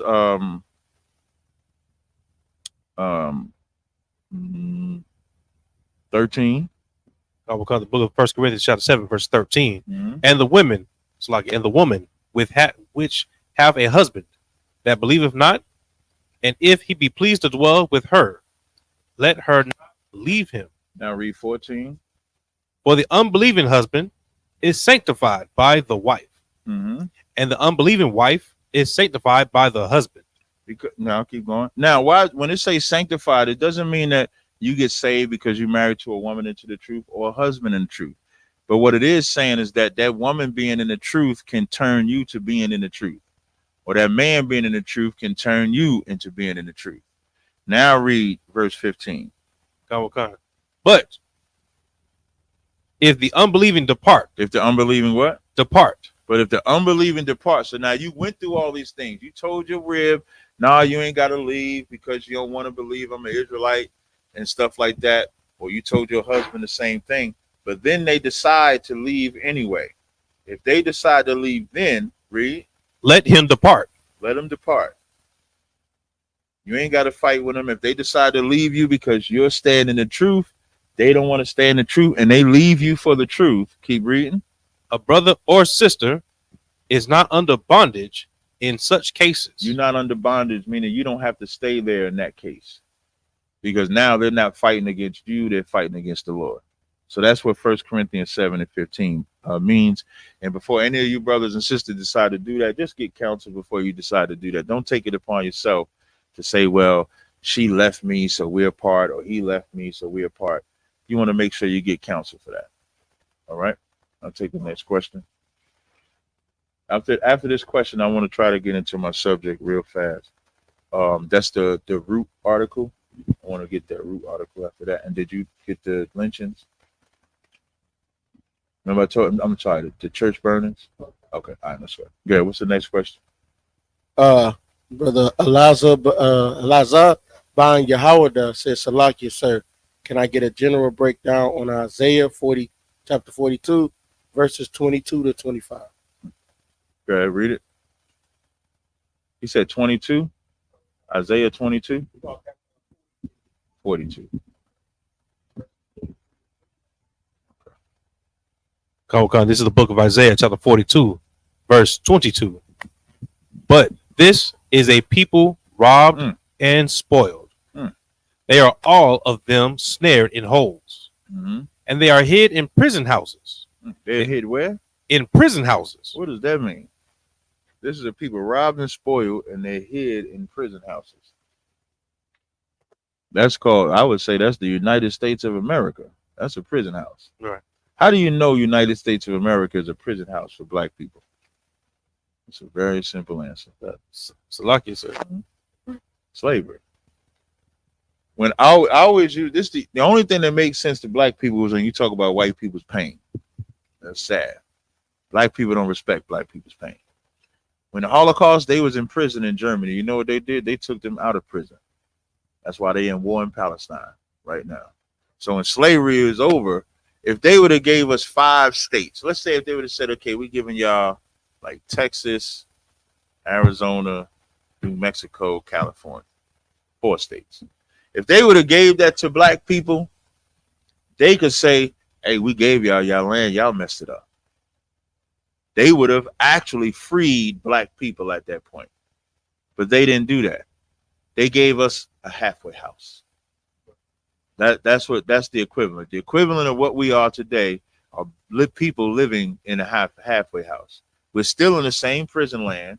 It's just not, you got a little bit more freedom. You ain't on lockdown. You ain't coming out locked down 23 hours a day. Come out once a day. You can go mingle. You ain't got to get permission to have conjugal sex. You can have your own sex. You get all those things. You can go in the workforce. You could do all those things. So it's like a halfway house. But that's why it says this are people robbed and spoiled. Spoiled means destroyed.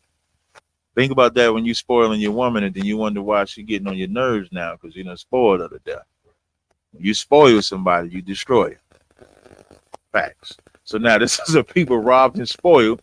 All of them are snared in holes and are in prison houses. Keep going. They are for a prey, and none delivered. When it said they are for a prey, but Barack, I can't stand Barack Obama. And it just popped in my head when it said they are for a prey. Who's the one that's devouring us? This presidential election. They done turned Kamala Harris into a black woman. Just imagine being told you got to support a black woman that got a white man as a, excuse me. So I'm gonna just say black because they think she's black, right? She's not black. But just imagine being told you got a black man, you got to support a black woman that has a white husband, knowing that if you had a white woman as your wife, they would crucify you. You know how important a white woman was? Denzel wouldn't even have sex scenes with white women on camera. Black women will, though. Black women will have sex scenes with him. So like y'all seen Monsters Ball? I hate Halle Berry since that movie. Right. Sitting on there, baby, yeah. Oh my God! I mean, she like into the nastiest looking white man on the planet. Billy Bob Thornton, that nasty ass white, make me feel good, make me feel good. She looked like a full out junkie. They will hold themselves out, and nobody will crucify him for it. Nobody, but they will make us a prey and say, if you don't vote for Kamala, you ain't a black man. And then from what I'm hearing, the statistics is even wrong. From what I'm hearing, black men apparently is like Kamala for some reason. So now it says we're for a prey, and it says none delivereth, because we put all of our faith in everything that America offers, but we never get delivered from it. Ever. Keep going. Good. On subject? Come Come, sir, throughout it, sir. When you just made the statement that brothers, they love Kamala Harris for some reason, right? Could that go into like the colorism? Because I know like in the South down here, you know, because of how we've been destroyed, brothers seek to a light-skinned sister, so to speak. Like if you notice down here, like light-skinned women are pushed. It's like an agenda. Like a brother don't, you know what I mean? You don't feel like you really a player. You don't feel like you really got a prize unless she's light-skinned, so to speak. You know what I'm saying? Not saying that's with everybody, but I know down here, like light-skinned women are heavily, you know what I mean, pushed. Even like when you look at like the AKAs and like in Howard, you know what I'm saying, and all the places where they started at, it was started by light-skinned women.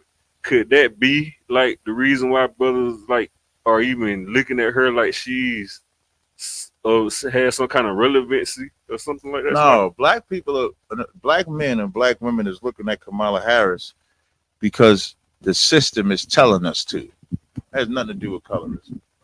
The system are telling us she wasn't even a black woman as vice president. Have y'all who knew she was a black woman as vice president? That's why when Donald Trump was like all of a sudden she was black. I didn't even know she was black. Like he's telling the truth. She was regarded as like the first East Indian or first Asian or some shit like that. That's why she say stupid shit like collard greens in the tub. Ain't no black woman gonna say nothing like that. Rachel Dolezal did a better job impersonating the black woman than Kamala Harris.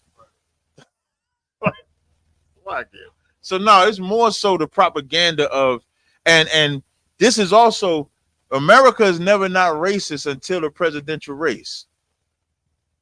America, they'll tell you racism don't exist. This whole presidential candidacy on either side is about race. And so that's the prey. The prey is placating on our ability our desire to want to see somebody that looks our complexion. That's what the placate is. All right. He wants to go to 25, right? Go 24. Verse 24. Who gave Jacob for a spoil and Israel to the robbers. As a matter of fact, hold this, right? I'm gonna come right back to it. I want to get this article because I want to get this out before I have to close the show. Can you bring the News One Root article? So now I titled this show. Also, you could play YouTube videos. Okay. Sometimes they can't hear the sound. Okay, so can you show the screenshot? Can you go to the YouTube to Tommy G's channel and just show the video? I want you to show that first. Yeah, Tommy G. If you go to YouTube, go to youtube.com. Select when you get there.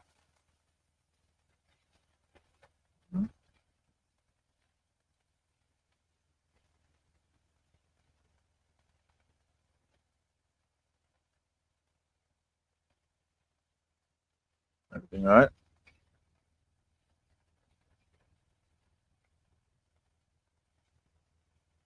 You can't just type YouTube in the keyboard? So as he getting that, what I'm having him pull up is there was a recent video released by Tommy G where he filmed us. And in the filming of it, he titled it Inside a Hate Group to Black Israelites. So in there, and it's been rocking. I can't front. It's been rocking for a while. It has about, in a day, it has about 7,700 comments, and pretty much everybody on there is calling us racist, referring us to the Klan, says we're the KKK, XYZ. So that kind of sparked the subject of today's class, which is Isupk the Black Black KKK? What churches have we burned? So you can just give me the Root article. Just give me the Root article. You got the Root article pulled up. So I want to show y'all. This is this year, right? I want you to show me. Yeah, there you go. Pop that up there. Go ahead and enlarge it.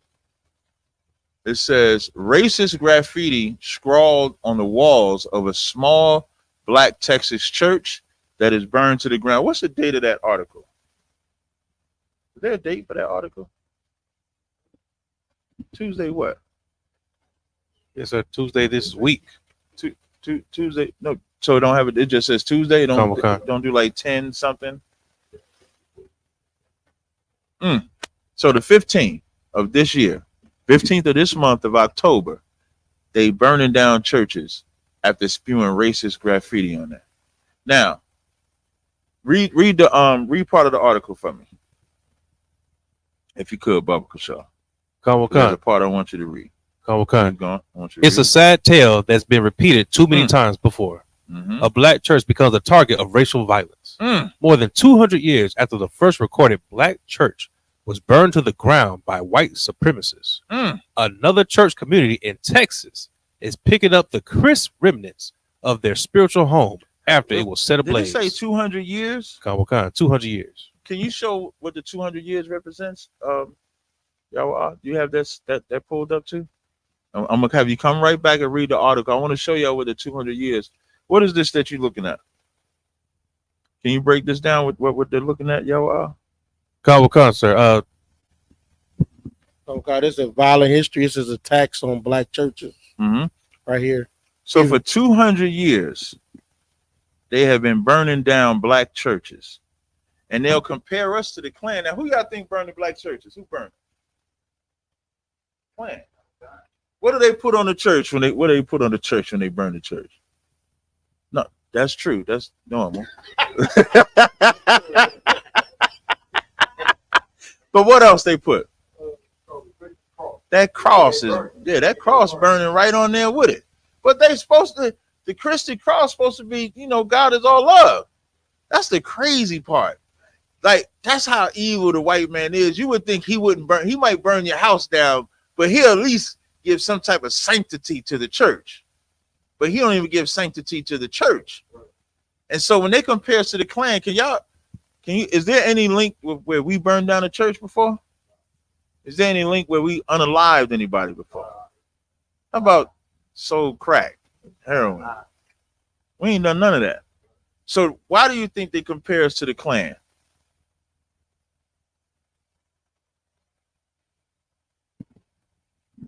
Now who can get this? Salakia, sir. Just propaganda, sir. That's true, but it ain't enough. Where's the other mic at? Should be 2 mics here. No, y'all keep it because I need her daughter to keep reading. Salaki, sir, because they say we hate the KKK hates blacks, therefore we hate whites. I mean, that sounds good on the surface level, but that ain't getting to the root of understanding why they say we the Klan. He got his hand. He must got the answer. He like, no, give it to me.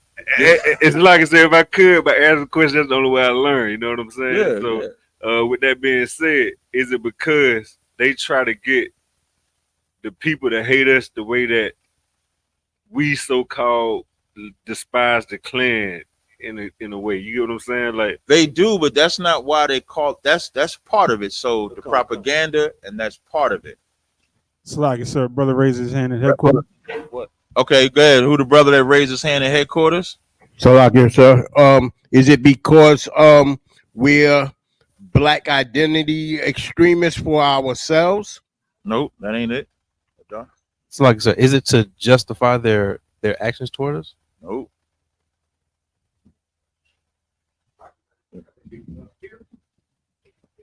Nah, they definitely don't fear us.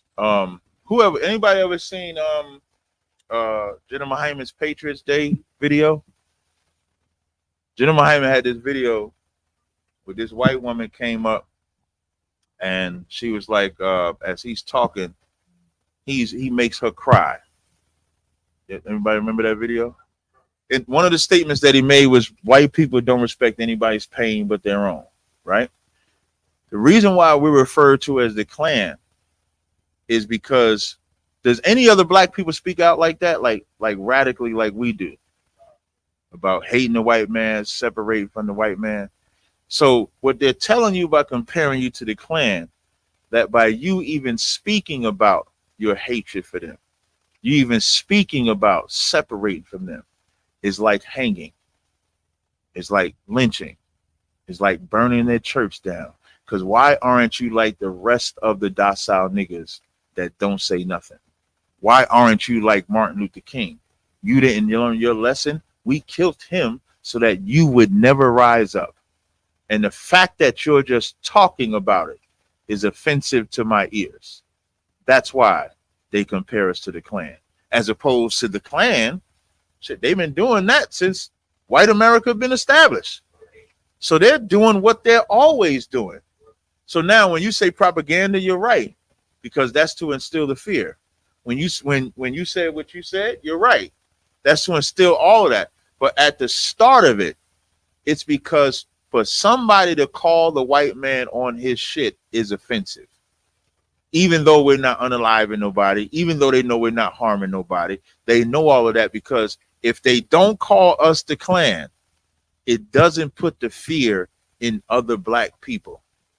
Because black people, listen, whack we swearing he tough. Whack ain't even tough to me.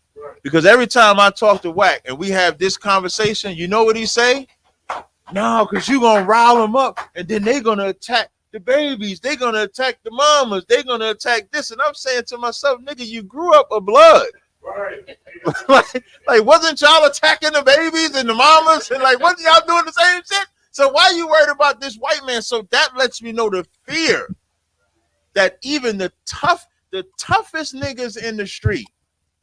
When I was in that clubhouse room and I'm talking to the so-called toughest niggas in the street, the niggas that if I wasn't talking about white people, they would be banging. They doxing niggas. Meaning what I mean by doxing, they finding another black man to find his address. They would show up at that man's house. They would call his mama. They would do all kind of things, but they'll never do it to a white person. But then we come out and we won't dox a black person. We won't rob a white person. Excuse me, we won't rob a black person. Well, we won't rob a white person either. We won't rob nobody. But we will call the white man on the crimes and atrocities, and that's the greatest threat. Because imagine if those gang members, imagine if those street niggas, imagine if those scholars, those PhDs begin to think like us, and we rouse them up. Now read that Isaiah 42. I want you to read that verse. Read that verse.